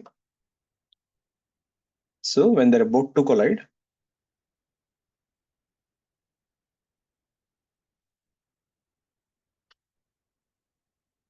center to center, this is 2r. Now when you drop this, this is root 3r. So this angle is 60 degrees. So if you resolve the components, this will be u cos 60. This will be u sine 60. Similarly, this also is going with u. So this also will be u cos 60. This will be u sine 60.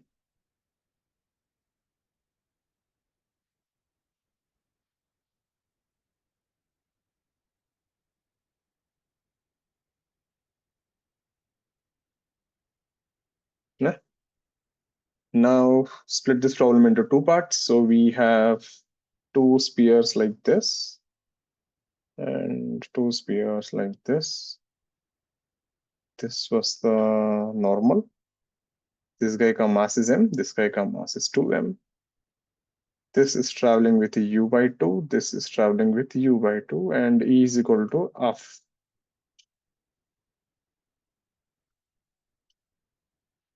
This is your u sine 60. Numbers are, I think they look a little symmetrical, but okay. So these things will not change.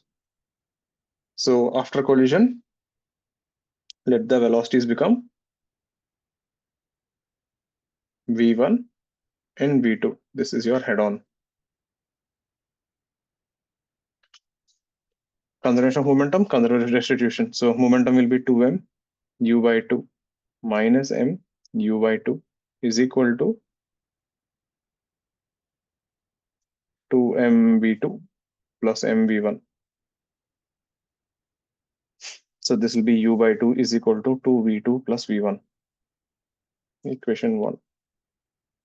Restitution E is equal to v2 minus v1 by u1. Now be careful here. We have taken this guy as 1. The u1 is minus u by 2 and u2 is plus u by 2. I'm taking this direction as positive. So v2 minus v1 by u1 is minus u by 2 minus u by 2 is equal to half. Hope that sign is taken care of properly. Or you could have taken down as positive. That is also fine. So that depends how you want to take. Signs will take care of it. So this will give you v2 minus v1 is minus u. Equation 2. Equation 1, equation 2, solve them. I think I can just add them up directly. I'll end up with 3v2 is equal to minus u by 2. You end up with v2 is equal to minus u by 6. And v1 will be 5u by 6. Yes. Check.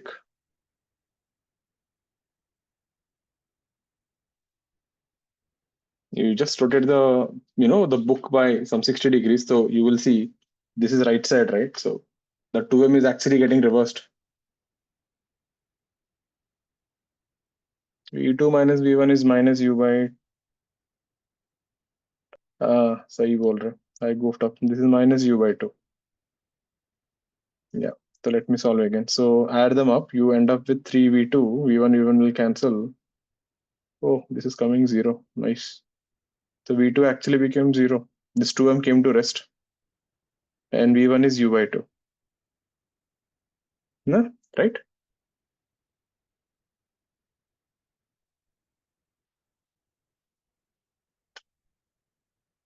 Now, Puroja, same? Anyone else? Clear, na? Vihan, I already told you that n time separation by approach. While you're separating, v2 is greater than v1. While approaching, it is u1 minus u2. So, but like, I never why? saw you asking why f is not equal to 2ma.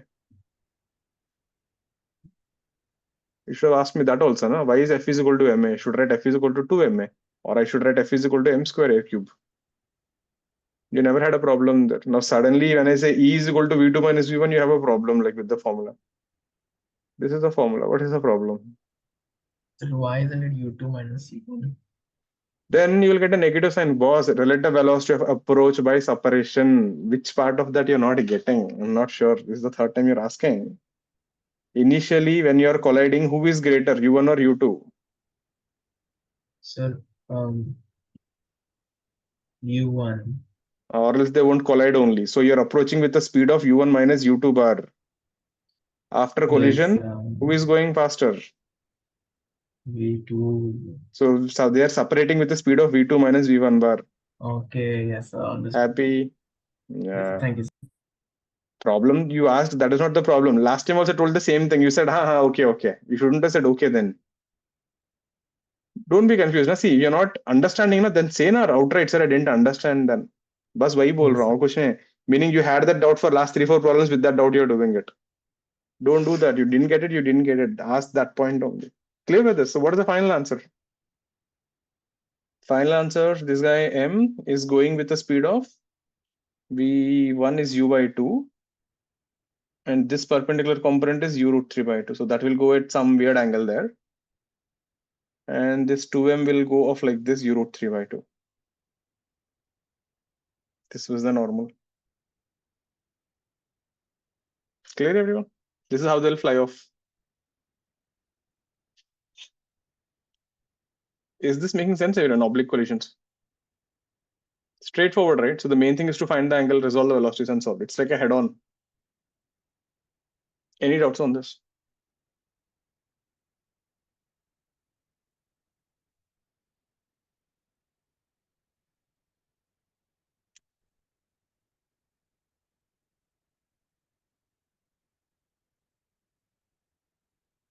Next one. Next one.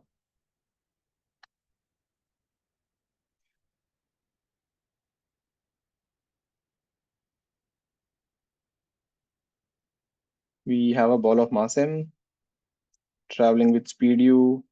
It hits the floor at an angle theta. Then it bounces off with speed v and angle phi. Restitution is E. This is mu. Case 1, mu is equal to 0, smooth surface. Case 2, mu is not equal to 0, it is rough. Case 2 becomes a pretty good advanced question. Find V and phi.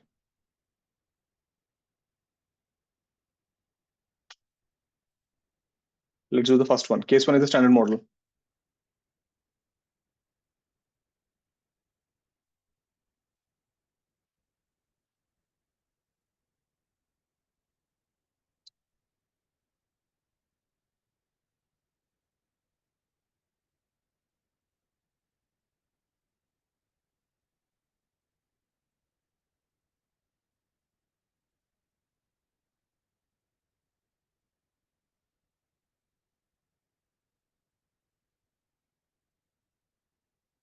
Is the question clear, everyone?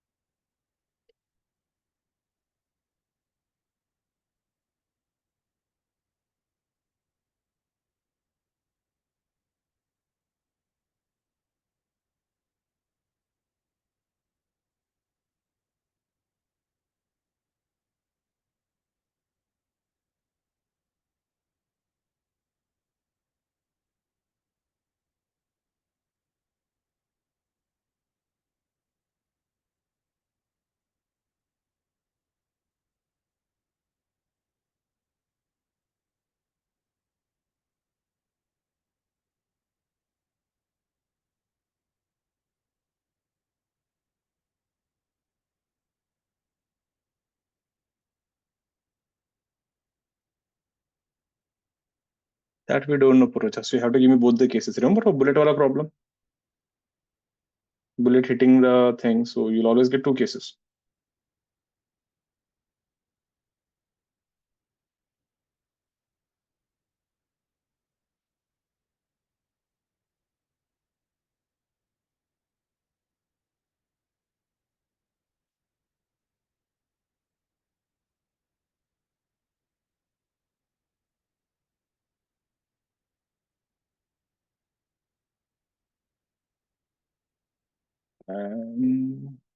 Ansh, that is right.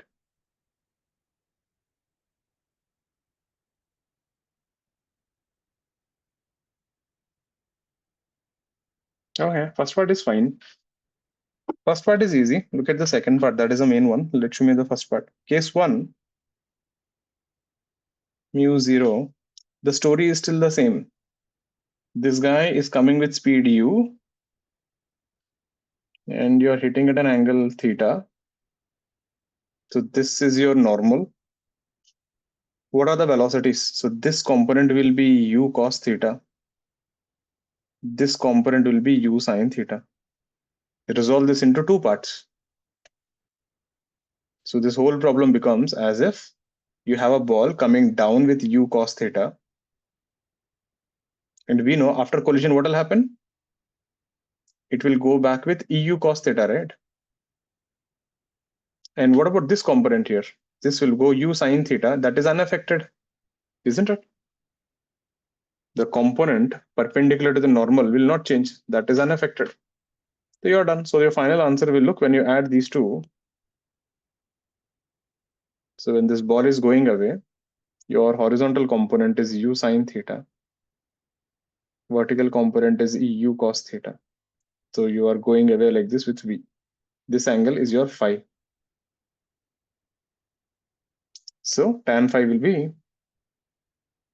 the horizontal u sin theta by eu cos theta, which is 1 by e tan theta. And the speed v will be square then, so root over u square sin square theta plus e square u square cos square theta. Yeah, that's your answer. This is a standard model. But now the friction will mess up the velocity in the horizontal direction. It won't be u sin theta. How will you approach that? That would be an advanced one. Think I'll give you a minute or two.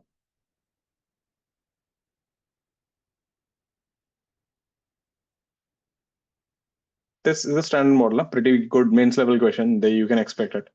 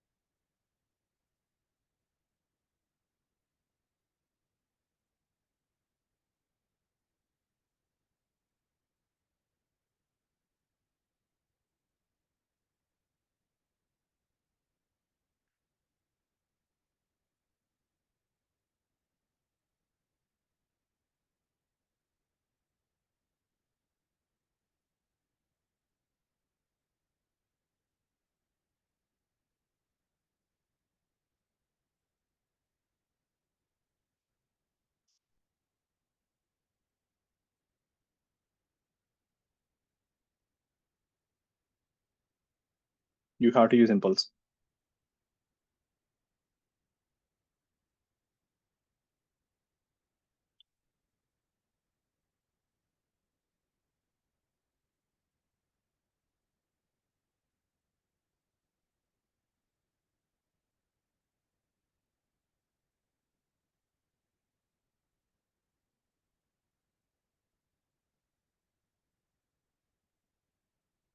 Let's see. Listen carefully. Case 2.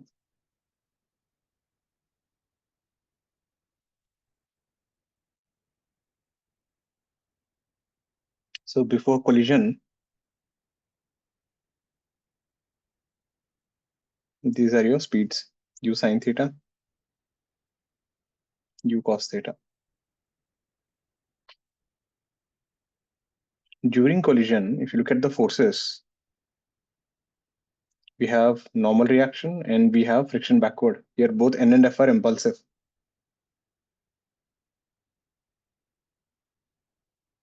This is during collision. So this is an intermediate stage. After the collision gets over, this ball will have vertical component EU cos theta, and this velocity will be Vx. Is that clear? Because see, the vertical component is still the same, isn't it? If you hit a floor with a speed U cos theta, you will bounce back with EU cos theta. Vertical direction to N ka picture hai, so friction won't affect the vertical components. Is this fair, everyone? This is your final thing. This is your initial. Are these pictures clear? So after the collision gets over, the vertical component will be EU cos theta. Horizontal component, I don't know. This guy is going with some V now. Because friction is not going to affect the U cos theta component. Now, impulses we are writing. So in the vertical direction, the force integral n dt, this should give you the change in momentum in the vertical direction, which is final momentum minus initial momentum. Final is MEU cos theta minus of minus because U cos theta is going down. So we have integral n dt. This is the impulse due to normal reaction, which is mu cos theta into 1 plus c. Now, I don't know n, I don't know dt, but I know what is n dt. Now, if you write this in the horizontal direction, friction is acting backward. So minus integral f dt, this should give you the change in horizontal momentum, which is the final velocity is mvx minus initial momentum is mu sine theta. Now, if we consider f is max,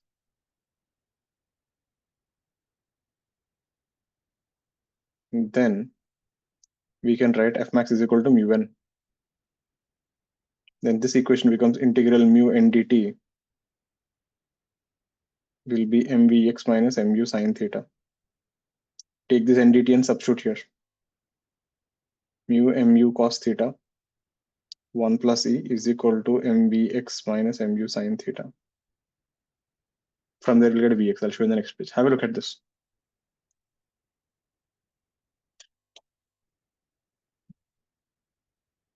This is an impulse-based problem. It's just like similar to the bullet one. If the floor is rough, the forces are impulsive. And if there is a friction, that is also impulsive. You can't conserve linear momentum. Therefore, linear momentum is not conserved. Horizontal velocity won't be same.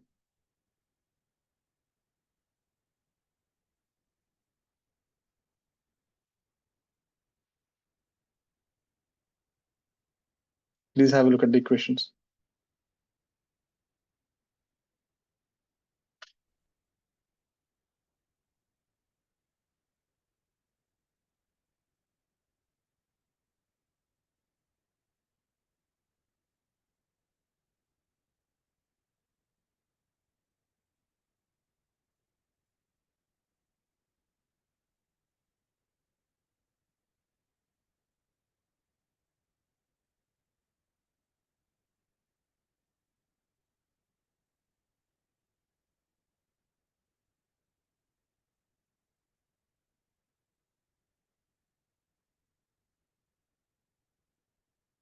Did I forget to put the results in the group? Kya?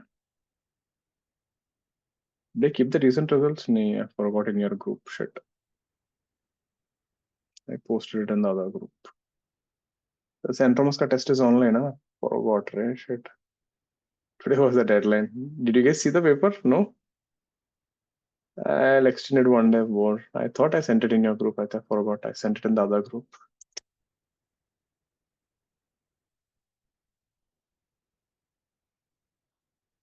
At least some of you must have reminded, na? So there is a test. Okay.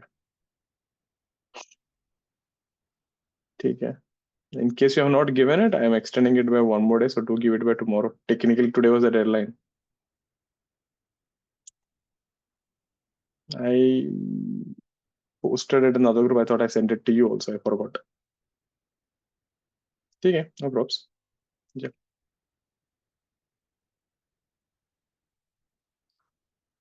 Yeah, test will end tomorrow at 11 p.m. night. Clear? This thing. You guys will be able to give it, right? By tomorrow night. Yeah. So if you simplify this, m will cancel. You end up with Vx is equal to u sine theta minus mu u cos theta into 1 plus e. Yeah, that's your answer. That is your velocity. But be careful, this is valid only when Vx is positive. Vx is greater than equal to 0. That is mu sine theta minus mu u cos theta 1 plus e must be greater than equal to 0. So mu must be less than equal to tan theta by 1 plus e. As long as this is satisfied, this is right. Why? Think about it. What do you mean by Vx negative? If Vx is negative, you know what you're saying? The ball is thrown like this, it comes like this. Does it even make sense? That is the meaning of Vx negative, right? The ball has come back. So why did that happen? That happened because we did a mistake. You assumed F is maximum there. That is okay. Problem was this. If Vx is less than 0, this implies the ball stopped slipping during the collision. The ball stopped slipping.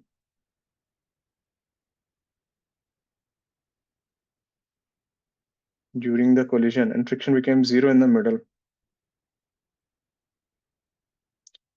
Tell me one thing, what is the job of friction?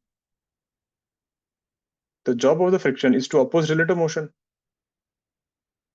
So let's say when the ball is colliding here, if this is Vx, this is Vy, that is fine. So as long as it is slipping, friction will act. Now you tell me logically, the moment Vx becomes 0, is there any need for friction to act? So let's say the total collision is happening for 10 milliseconds. And let's say Vx becomes 0 in 6 milliseconds. So the collision, you're still touching the ground for 4 milliseconds, but Vx is 0. Will the friction act? There is no need for friction to act once the Vx becomes 0. Correct? So here Vx is decreasing. The friction will not act for the complete time of the collision. It is only acting for some time. So when Vx becomes 0, F becomes 0. There is no slipping. That is the meaning of Vx is negative. So if Vx is negative, it implies friction didn't act for the throughout the collision. Therefore, friction does not act for the entire collision. But we assumed F is acting throughout the collision, that's why we got negative sign.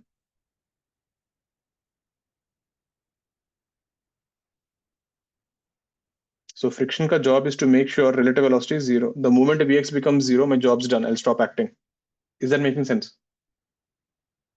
Then how will this will fly? So therefore, if Vx is 0, that implies if Vx is 0, this implies Vx is less than 0. This implies Vx is 0. There's no horizontal velocity. So this will happen if mu is greater than or equal to tan theta by 1 plus e. You know, how will this look like? So this is your final answer. Let me show you. I'll turn the page. U sine theta minus mu u cos theta 1 plus e. This is when mu is less than tan theta by 1 plus e. This is Vx is 0 for mu greater than tan theta 1 plus e. So you know how will this guy go? You're projecting a ball with speed u and theta. It hits the floor like this. And then the ball will fly vertically. The ball will come like this and fly like this, isn't it? There's no horizontal component. Since Vx is 0, ball goes vertically.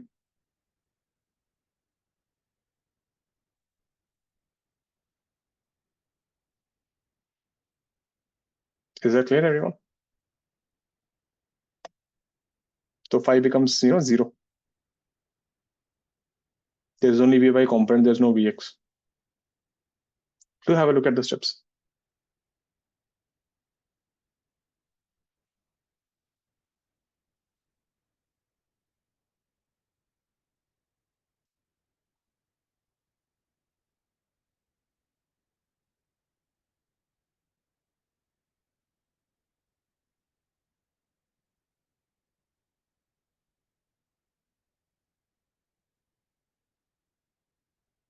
Any doubts on this? It's a pretty good one. Should definitely try this again. Next page is this.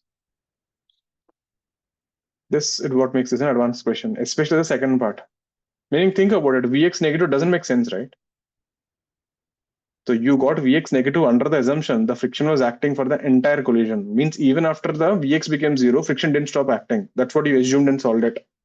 That's why you're getting Vx negative, which doesn't make sense. Is that statement clear, everyone?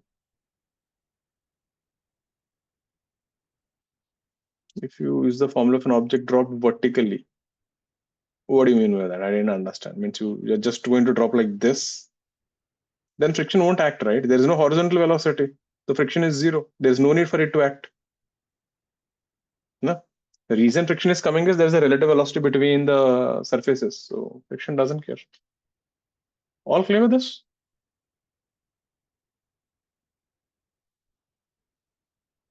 Great. So there, that is one more.